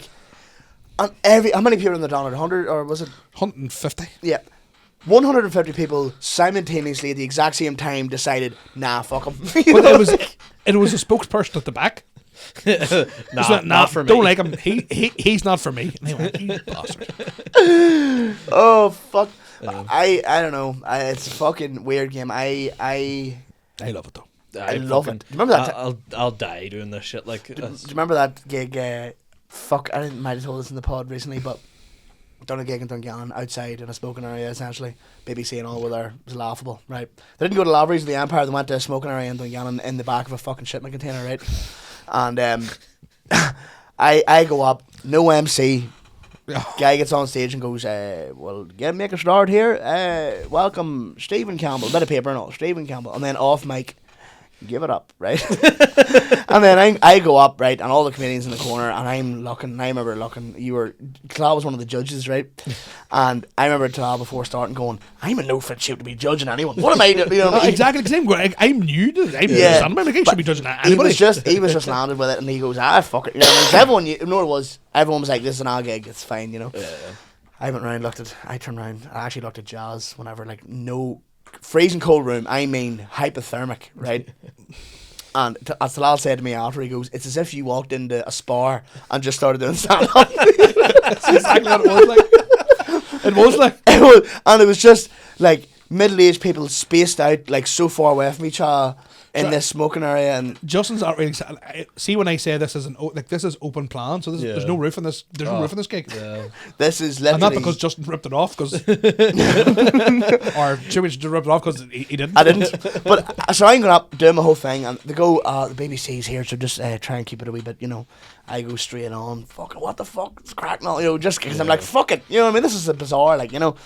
So I went up, and I'm delivering my whole thing to Talal, right? Because I'm walking, pacing back and forth, looking at all people, no one's having it. And every time I look at Talal, I'm delivering all my punchlines to him, right? And Talal is in fits laughing, right? Because he knows I'm down in my hole. But and it's so weird because I know I was too, but I was loving it. Because I was like, I loved that me and Talal was loving this now. That's what makes the difference between it. Because I'll come away from a death if I've been around good company. Yeah. Like if I'm with a bunch of acts or whatever and they were all like, oh, what the fuck was that or whatever, and you're all having a laugh afterwards, I come away not even thinking about the set. Yeah. But like, see if I've died in my hole and there's no one there to laugh with me, I'm going home and I'm not eating. It's horrendous. I'm like depressed. But what was hilarious about it, so I delivered all my punchlines to Talal. Talal had a bit of paper that he was obviously writing the scores on at one stage, lifted it over his face, right? And I could see the shoulders going, right? And I'm not joking, one of my favourite gigs I've ever done because it was just so absurd, right? So I finish up and ended up getting a couple of shitty scattered laughs here and there. I go off stage, again, after being first on, I go back to the comics and just go... the comics were laughing only because it was so absurd. I get back to everyone and I go, here, good luck, boys. Like, it's fucking tough. I done the... Can I just say one more thing before you say it? Yeah. I get off stage and Talal, at half time, Talal goes, Soupy, that's the best I've ever seen you. Cheeky man. But it probably was. I delivered it so well. It's just no one gave a fuck. You're up and you had no nerves. You're just like, fuck it. Yeah. Alright, sorry, go on ahead. I done a gig off a couple of months ago anyway. I was trying out 5 minutes of new stuff. Yeah. And a very big name comedian, to say, right? He was on too. And he goes on and struggles. Comes down to Soupy and goes, here, Talal, see if I died. You've no fucking chance. I love that. But he wasn't being a dick. He was just like going, he's basically saying, you're going to die. Don't worry about it. Yeah. I just died. Yeah, I get you. I remember... and I did. With badly. I done 2 new bits, and the first bit got fucking... Like, some of the crowd sort of going... I think one of them showed me this fucking smart and sapling number. This isn't for you, son. Second bit got them. I remember we did a gig in Armagh, and it was like, because we were like the group who like started that Armagh gig, sort of. Obviously not running it, but like Prohibition, yeah. Yeah, we were the ones who like did the first couple of them because they were good shout, and they were good lads. Like, and I remember like the second one or whatever, I just didn't even do a drop of material. I just talked to the crowd the whole time. Right. And I remember, like, I was just saying the most vile shit I could to everyone. Some fella hackled me in the back. He was wearing a white shirt, and he was skinny and bald. and he said something to me, and I turned around and he goes, "You look like fucking someone drew Jeff Bezos from memory," you know. And like I was just saying all this shit, and I remember I was on the way home, and I was like at a shop getting diesel or something, and I looked at my phone. You'd sent me 2 voice messages. You just in stitches at everything I had said. You were like, "What the fuck even was that?" I remember just being like, I have no idea. Like I blacked out. But that I like doing that every now and then. Like I'm doing that Bot Otter gig on the 12th here, and I'm emceeing it, and I can't wait to just get up and just lay into people. Have fun. Like I can't wait to just have a laugh with people. You know? I enjoy emceeing. I'm the same as yourself. That I haven't touched the mic in a couple of weeks. I was sick and all as well. Like I know you were gigging recently off there, but I just mean feature famine, like, you know what I mean? Doing sport for Colin Geddis, but no big. That's what I was gonna say. Yeah, of course. I mean, but in terms of, you know, your gym gigs, like, you know, your club gigs. But like, I will say this, like he's probably one of the reasons why I do stand up. And how'd you do? How was the gig in general? Like, I done well. Like I wasn't like I didn't like rip the roof of the place. Yeah. But I done well. Each joke got a laugh. Done quite well. That's what you want for support as well. You don't want your support act fucking doing better than you. See, when I see that, I like every gig you'd be nervous, right? But it was like I was doing like stand up for the first time again. Yeah, really? Like I'm on stage and my leg, knowing you get that your leg fucking shakes. The jitters. Yeah. I ain't going to these places like I'm gonna break. They're going to think I'm like a Michael Flatley tribute act. It's like, and I'm like trying to stop my leg from shaking, and like somebody after the gig came out to me and were like, you were great, like you shouldn't be out there on stage. Like, what was that, like your 4th or 5th gig? Like, you were brilliant.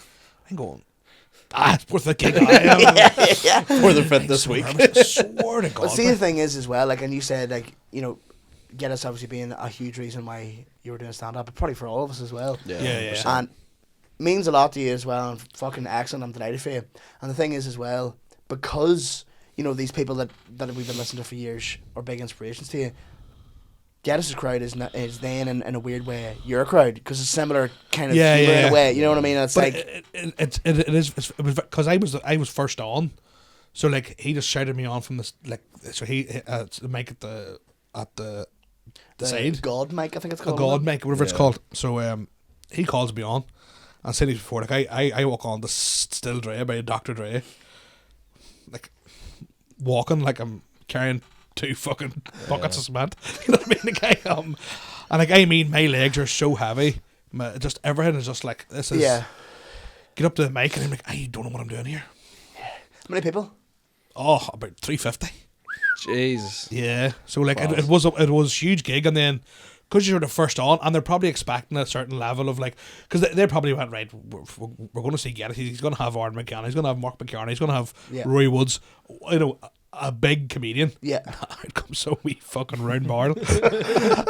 You said something in the last pod. I loved rotund. Fucking. I haven't stopped thinking about it since. I swear to God. I'd come to the rotund thunder. It's going to roll out by. I just. But here, boys, I'm literally, if you can see the cameras, about to fucking die. They're both. Right. So we've done 2 hours here. So fucking what? We've done 2 hours. The camera's fighting for its life there. Fucking hell. Yeah. Have you anything coming up that you want to shout out? Yes, my own solo show, The Middle East Beast, is coming to the Craic Theatre in Coalisland the 20th of March. There's still loads of tickets left. I would love to see us come down. So yeah, it's going to be in the Craic Theatre. It's going to be a great night. Craic Theatre. That's right. You get your tickets for that, and obviously just look at our socials. We've got loads of gigs coming up. Yes. Thank you very much for coming on, man. It's a pleasure as always. You know, you're always welcome back. You know, 2 great lads. He's like Lambassa would turn his camera. Not, I love you. I love you.